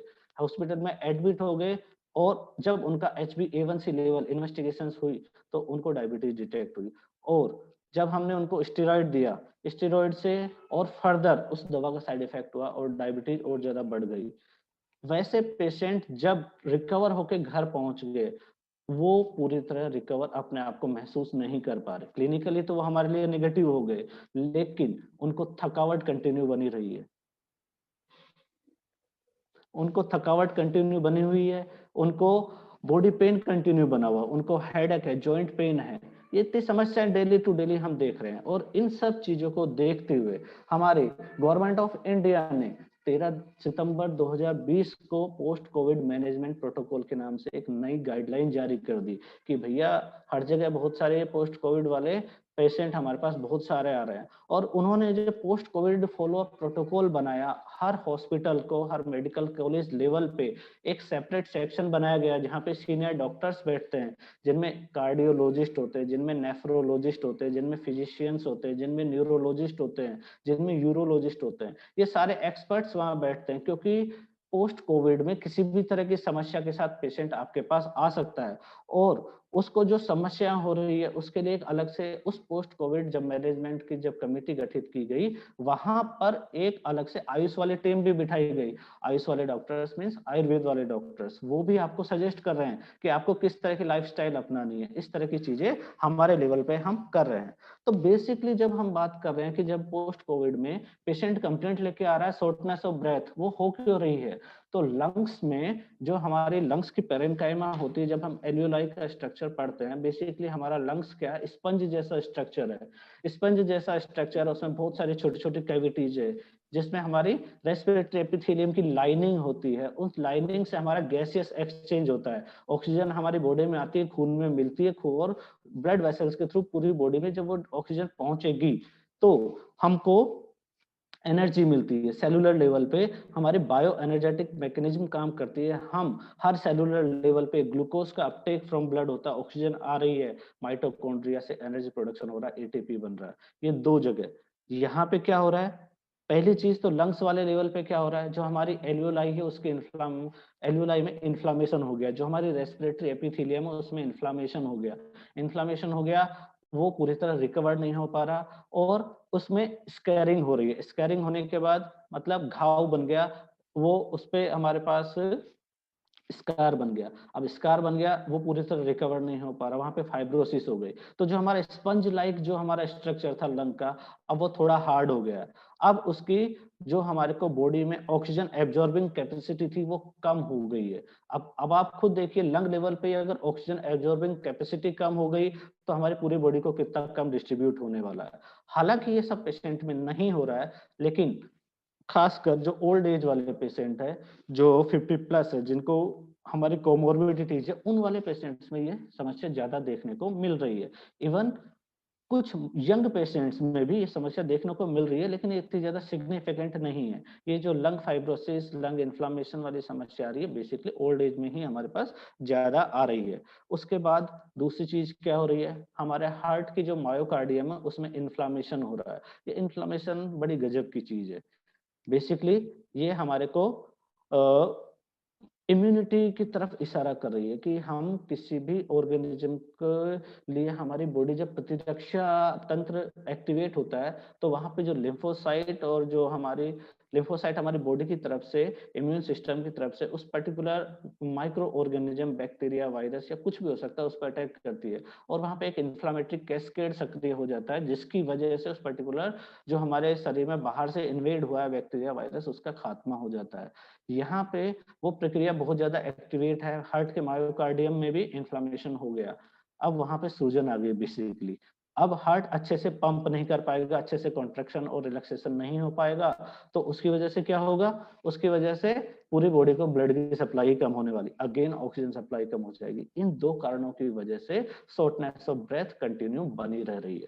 शॉर्टनेस ऑफ ब्रेथ कंटिन्यू बनी रह रही है।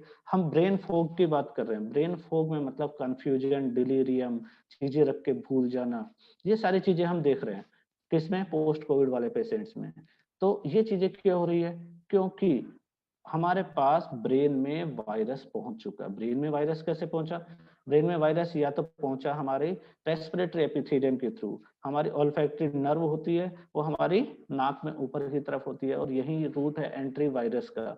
तो कुछ स्टडीज सजेस्ट कर रही है, हालांकि अभी तक ये प्रूव नहीं हुआ, लेकिन कुछ स्टडीज ये सजेस्ट कर रही है कि इस ऑल्फैक्टरी नर्व के रूट के थ्रू ये हमारे ब्रेन में वायरस पहुंच गया, क्योंकि वायरस ब्लड ब्रेन बैरियर को क्रॉस नहीं कर पाता। वायरस ब्लड ब्रेन बैरियर को क्रॉस नहीं कर पा रहा, और वहां पे ये कुछ पोस्टमार्टम जो हमने किए हैं उनमें हमको ये वायरस ब्रेन में डिटेक्ट हुआ है। ब्रेन के सीएसएफ में वायरस डिटेक्ट हुआ है, तो पहुंचा तो है कहीं ना कहीं से। तो अब स्टडीज अंदाजा लगा रही है, अभी सब रिसर्च फेज में ही है, लेकिन वो कह रहे हैं कि इस नर्व रूट के थ्रू ये वहां पहुंच गया और वहां पहुंच के वही इन्फ्लामेशन होगा। ब्रेन के जिस भी हिस्से में इन्फ्लामेशन हो गया, वो हिस्सा जो काम हमारी बॉडी में कर रहा है वो काम अफेक्टेड हो जाएगा। एक तो ये चीज होगी। दूसरा, हमारे जब हम देख रहे हैं इन्फ्लामेशन हो रहा है, यहाँ पे क्लोटिंग समस्या बन रही है। क्लोट मतलब ब्लड का क्लोट्स वाली समस्याएं बार बार बढ़ रही है, माइक्रो क्लोट्स बन रहे हैं। वो माइक्रो क्लोट्स हमारी बॉडी में कहीं भी जा सकते हैं। वो कहाँ कहाँ जा सकते हैं, हमारे अगर लंग्स वाली माइक्रो कैपिलरीज में, ब्लड वेसल्स में अगर वो क्लोट आ गए तो पल्मोनरी एम्बोलिज्म हो सकता है। पल्मोनरी एम्बोलिज्म हो गया तो पर्टिकुलर वो वाला हिस्सा लंग का काम करना बंद कर देगा। या अगर वो चीज पहुंच गई हार्ट के अंदर, तो हार्ट के अंदर, हार्ट की ब्लड वेसल्स में अगर वो क्लॉट पहुंच गए तो हमको हार्ट अटैक आ जाएगा, मायोकार्डियल इन्फेक्शन हो जाएगा, हार्ट अटैक आ जाएगा। और ये केसेस रिपोर्टेड हो रहे हैं, इवन हमारे जयपुर में, राजस्थान में भी ये केसेस रिपोर्टेड हो रहे हैं। 2 केस तो मेरे नोन हैं जिनको post Covid myocardial infection, MI attack हुआ है। जब मैं आपको पहले 55 केसेस मदीनता हॉस्पिटल की मैं बात कर रहा था, उन्होंने भी 3 केस रिपोर्ट करे हैं जो पोस्ट कोविड एमआई के केस थे। और हम हमारे हॉस्पिटल आरएनटी मेडिकल कॉलेज में देख रहे हैं कि यहाँ पर भी हमारे पास इस तरह के केसेस आ रहे हैं जिनको पोस्ट कोविड जो क्लोट्स बन रहे हैं वो हार्ट में जा रहे हैं। जब हम उनकी इकोकार्डियोग्राफी करके देख रहे हैं, हमें वो क्लोट्स वहां मिल रहे हैं। अगर वो टाइमली हमारे पास आ रहे हैं तो हम उनको बचा पा रहे हैं, नहीं तो हार्ट डैमेज होने की वजह से उनकी डेथ हो रही है। ऐसे डेथ्स भी रिपोर्ट हो रही है, वर्ल्ड वाइड भी हो रही है, हमारे राजस्थान में भी हो रही है। ये क्लोट जा सकते हैं ब्रेन के अंदर, और ब्रेन के अंदर ये क्लोट चले गए तो ये हो सकता है हमारे पास स्ट्रोक का कारण या पैरालिसिस का कारण। इसकी वजह से हमारे लिए पैरालिसिस हो सकता है। तो हम देख रहे हैं, मतलब बेसिकली कहने को तो एक छोटी सी वायरल डिजीज हमको लग रही है, लेकिन ये पोस्ट कोविड में हमारे लिए इन माइक्रो क्लोट्स की वजह से, माइक्रोथ्रोम्बाई की वजह से लंग्स में, हमारे हार्ट में, हमारे ब्रेन में समस्याएं पैदा कर रही है। इसके अलावा क्या क्या हो सकता है, और दूसरे न्यूरोलॉजिकल मैनिफेस्टेशंस हो सकते हैं, क्योंकि वो जो पर्टिकुलर एरिया अफेक्टेड होगा उसमें ये सारी परेशानी होगी। हेडेक, कंटिन्यूस हेडेक बना रहेगा। सर ने जैसे बताया, आरडी मीना सर ने, कि एक केस रिपोर्ट हुआ था जिसमें उसका विजन लॉस हुआ था। विजन लॉस हुआ वो बढ़े हुए शुगर की वजह से हुआ। तो ये कोमोर्बिडिटी जिन जिन पेशेंट्स का, वो बहुत ज्यादा अफेक्टेड हो रहे हैं। और इनसे सबसे अच्छा बचने का तरीका बस यही है कि भैया कोरोना होने ही मत दो। और अगर कोरोना हो रहा है, कोरोना हो गया है, तो जो प्रॉपर ट्रीटमेंट है, प्रॉपर ट्रीटमेंट की गाइडलाइन है, इवन इन माइल्ड केसेज में भी आपको वो प्रॉपर गाइडलाइन फॉलो करनी है। गाइडलाइन से इधर से उधर नहीं होना, क्योंकि इसकी संक्रमण दर बहुत ज्यादा है। और ये जो नया स्ट्रेन आया, जैसे हमारे सर डॉक्टर अशोक सर ने हमें बहुत बहुत विस्तार से नए स्ट्रेन के बारे में बताया कि ये किस तरह फैल रहा है। हमने देखा कैंट, लंदन में अचानक मिड दिसंबर में केसेस किस तरह बढ़ गए। वो नया स्ट्रेन हमारे पास सितंबर से मौजूद था, लेकिन मिड दिसंबर में केसेस बढ़ गए अचानक। और ये हमारे इंग्लैंड में रिपोर्टेड हुए हैं, ब्रिटेन में, हमारे स्कॉटलैंड में, न्यू साउथ वेल्स में रिपोर्टेड हुए हैं, और इवन साउथ अफ्रीका में भी न्यू स्ट्रेन के केसेस रिपोर्टेड हुए हैं। और उसके बाद जहां जहां ये ट्रेवल किए ब्रिटेन के लोगों ने, ऑस्ट्रेलिया, नॉर्थन अमेरिका और Japan, China, other part of world, वहां भी ये केसेस अब रिपोर्ट हो रहे हैं। इवन इन राजस्थान में भी अभी हमारे पास 4 केसेस रिपोर्ट हो चुके हैं, जिनमें 3 केस श्रीगंगानगर और 1 केस हमारे जयपुर में आज सुबह मॉर्निंग में रिपोर्ट हुआ, तिलक नगर में। सो नए स्ट्रेन से घबराने की जरूरत नहीं है, लेकिन नया स्ट्रेन 70% मोर इन्फेक्टिव है, क्योंकि जैसा सर ने बताया, उसने म्यूटेशन कहाँ किया है, उसके स्पाइक्स वाले प्रोटीन पे किया है। स्पाइक्स वाले प्रोटीन अटैच करेगा रिसेप्टर साइट पे, receptor site ACE2 receptor site हमारी बॉडी में जहां भी किसी भी सेल में है। तो मतलब उसने वो म्यूटेशन किया है ताकि वो ज्यादा से ज्यादा लोगों को इन्फेक्ट कर सके। सो सिर्फ इन्फेक्शन रेट बढ़ी है 70%, अभी तक मोर्बिडिटी बढ़ी है ऐसा कहीं रिपोर्टेड नहीं है, क्योंकि बिल्कुल अभी ये जब दिसंबर से अभी हमको पता लगा है, तो अभी हम बिल्कुल क्लियर इसके बारे में कुछ नहीं कह सकते हैं। सो पोस्ट कोविड जब इस तरह की चीजें हो रही है, तो जैसा सर ने बताया कि हमको हमारे इम्यूनिटी को तो बढ़ाना पड़ेगा ही पड़ेगा। तो इम्यूनिटी बढ़ाने के लिए हमें हमारी डाइट को बिल्कुल स्ट्रिक्टली हेल्थी डाइट रखना पड़ेगा। इम्यूनिटी को बूस्टअप करने के लिए, जैसा सर ने बताया, हमको प्रॉपर हेल्थी डाइट करनी पड़ेगी। प्रॉपर हेल्थी डाइट में हमको, हम बोलते हैं कलरफुल फूड खाएं। कलरफुल फूड या रेनबो फूड पैटर्न, एक फूड पैटर्न होता है जिसमें हमारी थाली में हर कलर का खाना मौजूद होना चाहिए, हर कलर की वेजिटेबल्स मौजूद होनी चाहिए, हर कलर के फ्रूट्स मौजूद होने चाहिए। हमको चुनना है उन चीजों में से, ताकि हमको जो एंटीऑक्सीडेंट्स है, माइक्रोन्यूट्रिएंट्स है, हमें सही मात्रा में मिल सके। हम, क्योंकि कोविड के ट्रीटमेंट के दौरान हमने स्टेरॉइड का यूज किया है, स्टेरॉइड की वजह से बेसिकली क्या होता है, मसल मास कम हो जाता है, मसल की जो कैपेसिटी है काम करने की वो थोड़ी कम हो जाती है। तो अब उस मसल मास को बढ़ाने के लिए हमको प्रोटीन का इंटेक बढ़ाना पड़ेगा। प्रोटीन का इंटेक हम कैसे बढ़ा सकते हैं? एज ए वेजिटेरियन हम अंडे तो खा नहीं सकते, वेजिटेरियन दालें खाएं, प्रोटीन बढ़ाने के लिए दूध पिएं, या प्रोटीन पाउडर का इस्तेमाल करें। और नॉन वेज खाने वाले हम इस्तेमाल कर सकते हैं, फिश को इस्तेमाल कर सकते हैं, या चिकन को इस्तेमाल कर सकते हैं, एग्स को इस्तेमाल कर सकते हैं। इन चीजों से हमें प्रोटीन मिलेगा।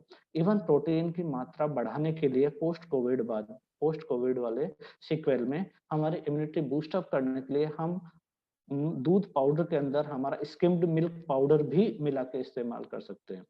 उससे हमारे दूध की गुणवत्ता तो बढ़ेगी ही बढ़ेगी, दूध पहले से ही बहुत अच्छी चीज है, लेकिन उसकी गुणवत्ता बढ़ाने के लिए पोस्ट कोविड वाले पेशेंट में हम स्किम्ड मिल्क पाउडर का 1 चम्मच और मिला सकते हैं, ताकि हमें और ज्यादा प्रोटीन मिले। हम बिल्कुल हमारी डाइट फोकस करें कि हम ब्रेकफास्ट में हम क्या लेंगे, लंच में क्या लेंगे, डिनर में क्या लेंगे। हम कार्बोहाइड्रेट को कम से कम रखें खाने में, हम खाने में बढ़ा दें सलाद, फ्रेश वेजिटेबल्स, पालक, ब्रोकोली, विटामिन सी कंटेनिंग वाले फ्रूट्स जैसे ऑरेंज, कीवी, अमरूद, इस तरह की चीजें, ये रेनबो फूड पैटर्न में आते हैं।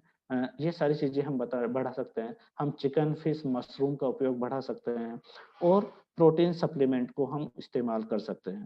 क्योंकि अभी हमको जो हमारा मसल मास कम हुआ है, बेसिकली प्रोटीन कम हुआ है पोस्ट कोविड में, उसको हमको ठीक करना है।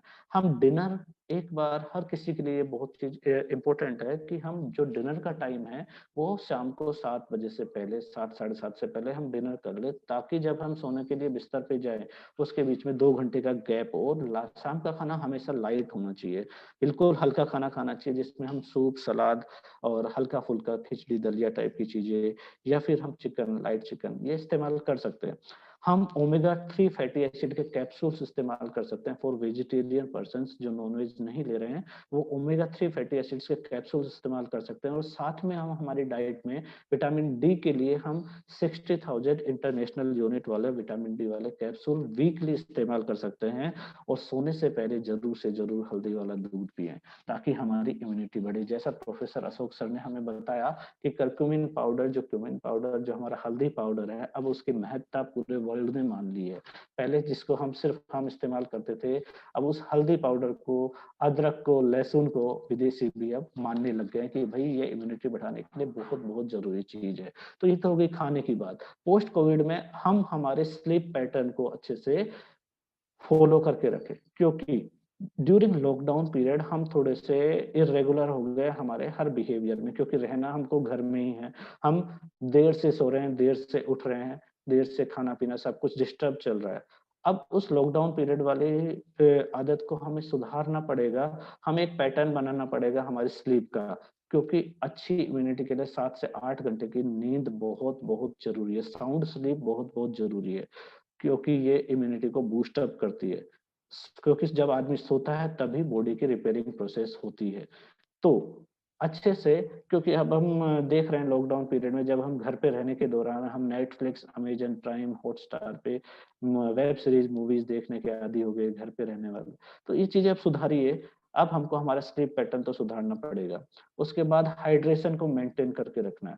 हम देख रहे हैं कि लोग वक्त पानी का यूज कम से कम करते हैं, जबकि इम्यूनिटी को बूस्टअप करने के लिए यूजुअली भी और पोस्ट कोविड सीक्वल में तो चाहिए हमें कम से कम 8 से 10 गिलास गुनगुना पानी, अगर वो क्लिनिकली कॉन्ट्राइंडिकेटेड नहीं है तो कम से कम 8 से 10 गिलास गुनगुना पानी हमें पीना ही पीना चाहिए।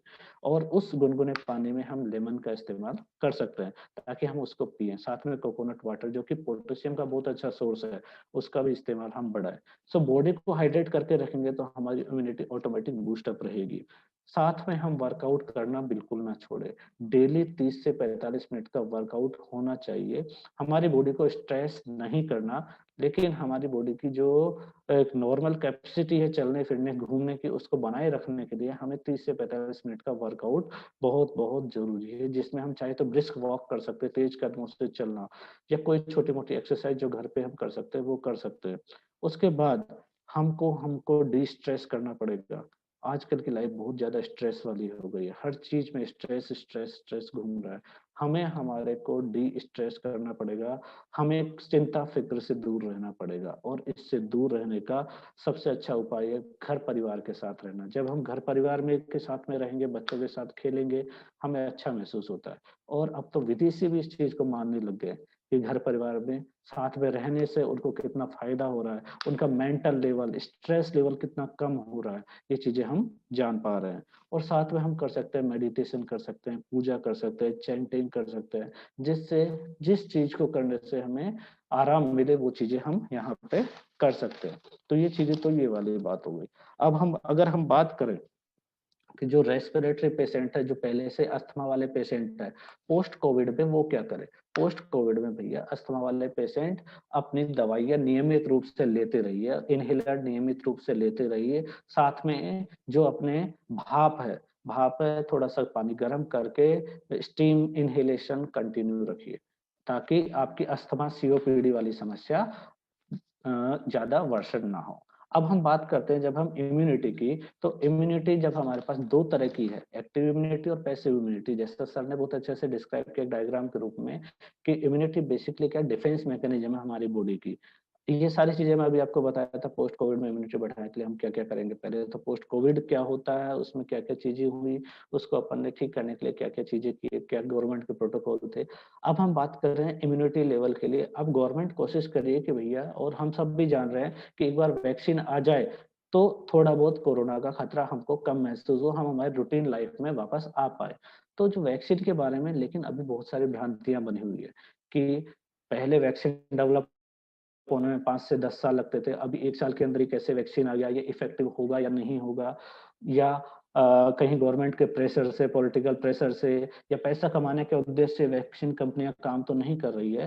ये सारे कंसर्न सब अपनी जगह है, लेकिन एक चीज मान के चलिए, वैक्सीन हमारे मेडिकल साइंस की दुनिया के गोल्ड स्टैंडर्ड चीज है। वैक्सीन हमारे मेडिकल साइंस की दुनिया का एक गोल्ड स्टैंडर्ड चीज मैं इसलिए बोल रहा हूँ कि हमने कई डिजीज जैसे हमने स्मॉल पॉक्स को तो पूरे वर्ल्ड से इरेडिकेट बिल्कुल कर दिया है, खत्म कर दिया है, कुछ भी नहीं है। हमने मम्स, मेजर्स, टिटनेस को पूरी तरह कंट्रोल कर लिया पूरे वर्ल्ड लेवल पे, किसके द्वारा? वैक्सीनेशन के द्वारा।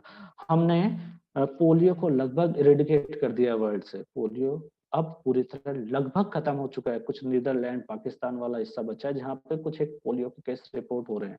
ये सब क्यों हुआ? वैक्सीन की वजह से ही तो हुआ है। सो वैक्सीन से घबराने की जरूरत नहीं है। ये चीज मैं इस सेशन में आपको बताना चाह रहा हूँ कि जो अभी वैक्सीन आ रही है, ये वैक्सीन आ रही है तो सबसे पहले तो वैक्सीन होती क्या है? ये क्या है? एंटीबॉडीज है। एंटीबॉडीज है जो एक तरह का प्रोटीन है जो वीक और डिसहार्मफुल एंटीजन बॉडी के अंदर इंजेक्ट करके बनाया जाता है। हमारी बॉडी में वो एक वीक या डिसहार्मफुल एंटीजन इंजेक्ट करेंगे और उसके खिलाफ जो हमारे शरीर के प्रतिरक्षा तंत्र एंटीबॉडीज बनाएगा, वो हमारे लिए वैक्सीन से एंटीबॉडीज बनेगी और वो एक तरह से प्रतिरक्षा तंत्र की तरह काम करेगी। अब एक बीच बीच में एक हम वर्ड सुनते हैं, हर्ड इम्यूनिटी। हर्ड इम्यूनिटी भी एक मान रहे थे कि हम कोरोना जब आया कि 70 से 80% लोग जब इन्फेक्टेड हो जाएंगे तो हर्ड इम्यूनिटी आ जाएगी।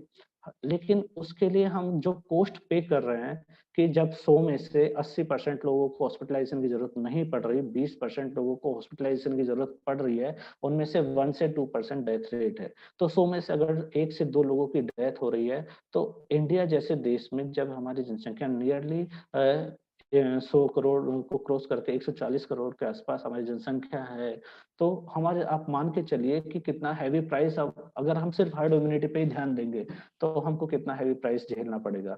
आज की तारीख में भी हमारे इंडिया में 1.5 लाख से ज्यादा मौतें हो चुकी है, जो कि और दूसरे कंट्री से देखा जाए तो कम है, लेकिन मौतें तो किसी भी जगह किसी बीमारी से नहीं होनी चाहिए।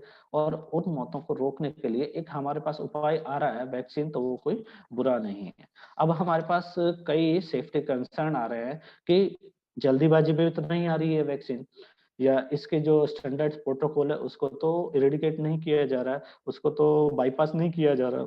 तो मैं आपको बताना चाहूंगा कि यूजुअली पहले जो 5-10 साल किसी भी वैक्सीन को बनने में लग रहे थे, उसमें पहले किसी भी वैक्सीन को बनने के लिए थॉट प्रोसेस होता है, उसकी फाइलें चलती है, उसके साइंटिस्ट एक जीनोमिक सीक्वेंसिंग बनाते हैं, अपनी कंपनी में देते हैं, वो आगे पॉलिसी होल्डर्स के पास जाते हैं, अप्रूवल, इन चीजों में बहुत सारा टाइम लगता था। अब ये सारी चीजें साइमल्टेनियसली एक साथ हो रही है, सारे अप्रूवल्स एक साथ मिल रहे हैं, और उसके बाद ये सारी चीजें सारी गवर्नमेंट, सारी यूनिवर्सिटी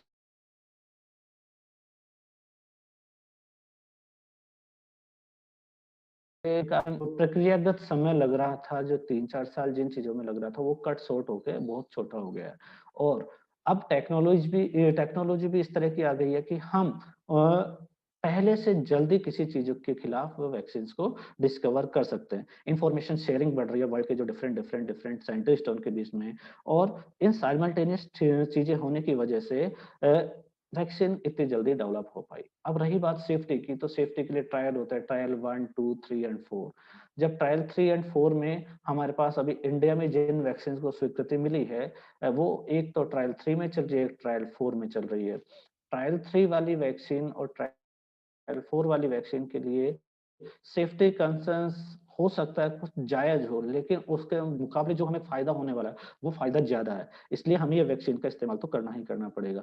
दूसरी चीज, और दूसरे तरह की वैक्सीन जो पूरे वर्ल्ड में, अमेरिका में, यूएसए में, यूके में, या स्पुतनिक वैक्सीन जो रूस ने स्टार्ट की है, वो भी थर्ड स्टेज में इस्तेमाल करना शुरू कर दिया उन्होंने। या यूएसए में फाइजर और मेडोना की वैक्सीन जो इस्तेमाल हो रही है, जिसके लिए टेम्परेचर -70 से -90 वाला, -90 वाला टेम्परेचर चाहिए, तो वो टेम्परेचर हम हमारे यहाँ कैसे मेंटेन कर पाएंगे? हमारे पास इतनी लॉजिस्टिक ही नहीं है। तो हमने जो वैक्सीन इस्तेमाल हमारे इंडिया के लिए स्वीकृत करी है वो है कोविशील्ड और कोवैक्सीन। कोविशील्ड वैक्सीन बनाई गई है ऑक्सफोर्ड यूनिवर्सिटी के द्वारा, एस्ट्राजेनिका ड्रग कंपनी और जो हमारा सीरम इंस्टीट्यूट ऑफ इंडिया, इन तीनों ने कोलैबोरेशन करके कोविशील्ड वैक्सीन बनाई है। और कोवैक्सीन बनाई है भारत बायोटेक और ICMR, हमारे आत्मनिर्भर भारत अभियान के तहत। So these two vaccines, Covishield and Covaxins, are approved by government authorities on 3rd and 4th January 2021 as a New Year gift to us.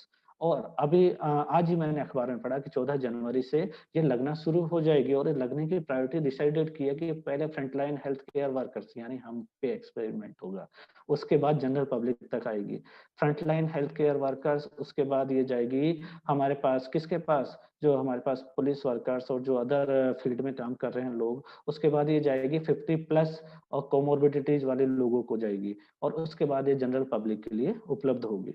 अभी भी गर्भवती महिलाओं और बच्चों में वैक्सीन इस्तेमाल होगी या नहीं होगी इसके बारे में हमारे पास कोई डाटा उपलब्ध नहीं है, तो हम अभी क्लियरली कुछ नहीं कह सकते कि वैक्सीन उनमें इस्तेमाल होगी या नहीं होगी।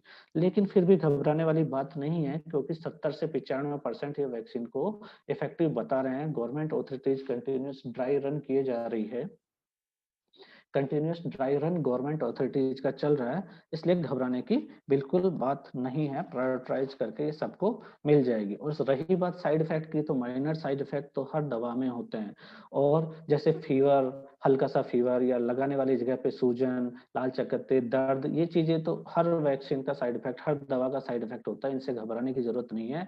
उल्टा ये चीज बताते हैं कि भैया वैक्सीन ने अंदर जाके काम करना शुरू कर दिया। ये तो एक अच्छा वेलकमिंग साइन है कि वैक्सीन काम कर रही है।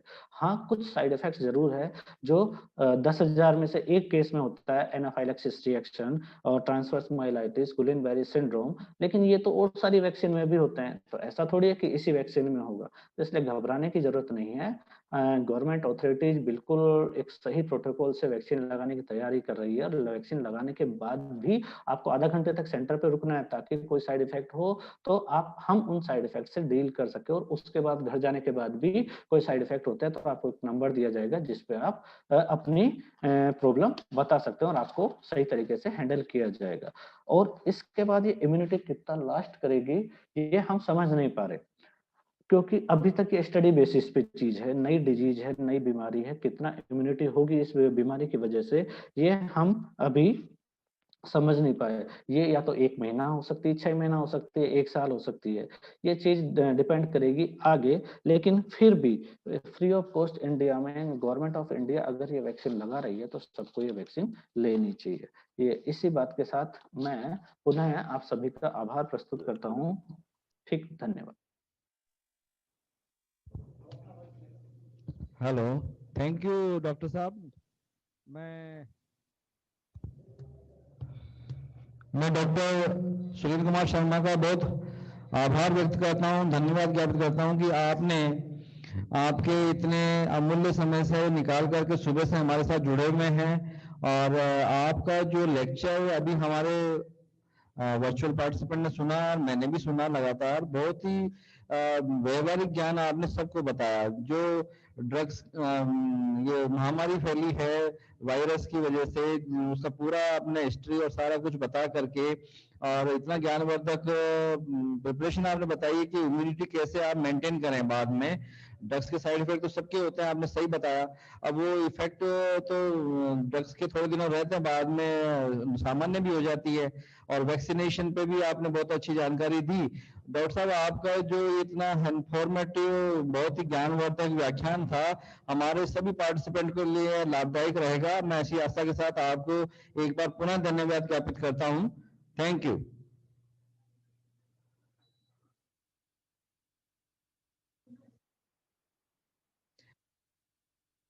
मैं अब हमारे वेबिनार के organising secretary doctor Vipul Kumar परिवार को आमंत्रित करता हूं कि वो आए और वेबिनार को समापन की ओर जा रही है। सबका धन्यवाद ज्ञापित करें। डॉक्टर विपुल कुमार परिवार।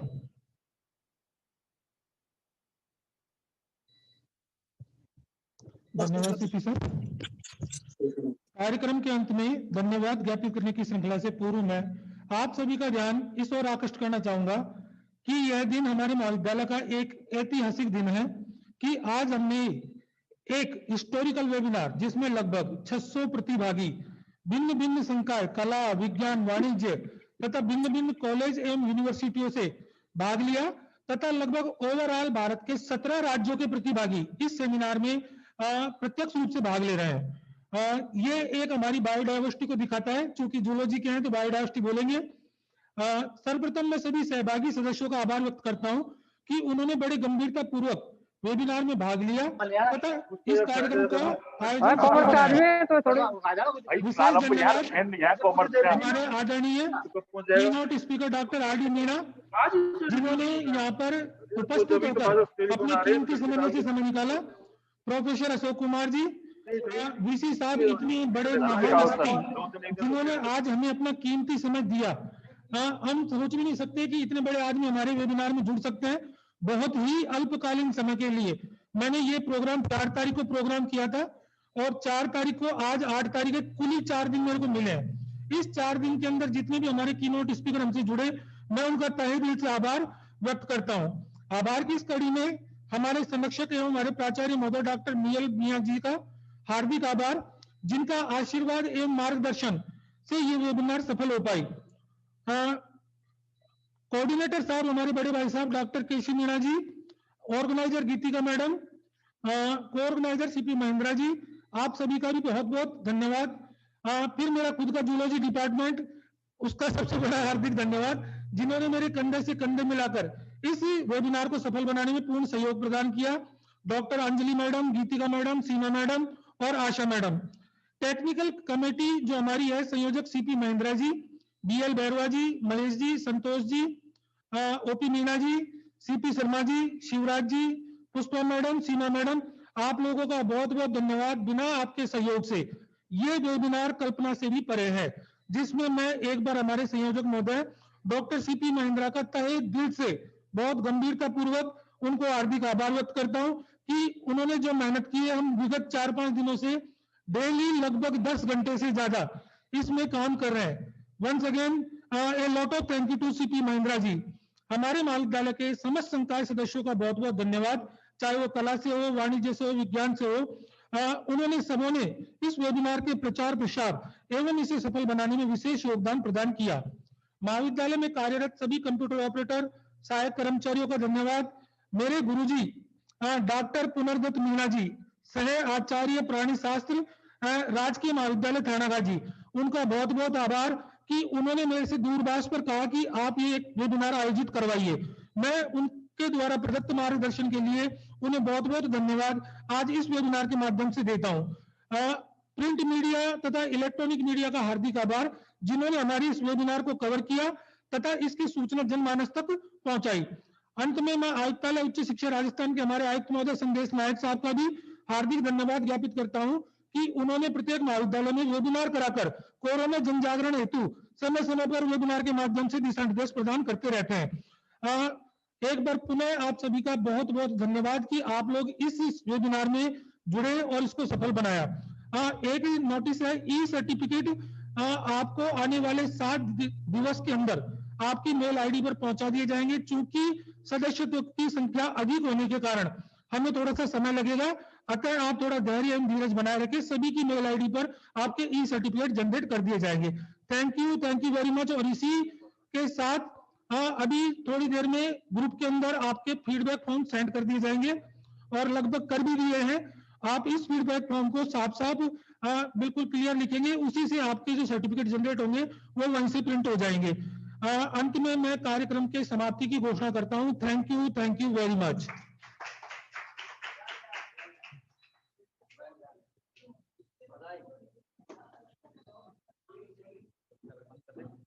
लीव कर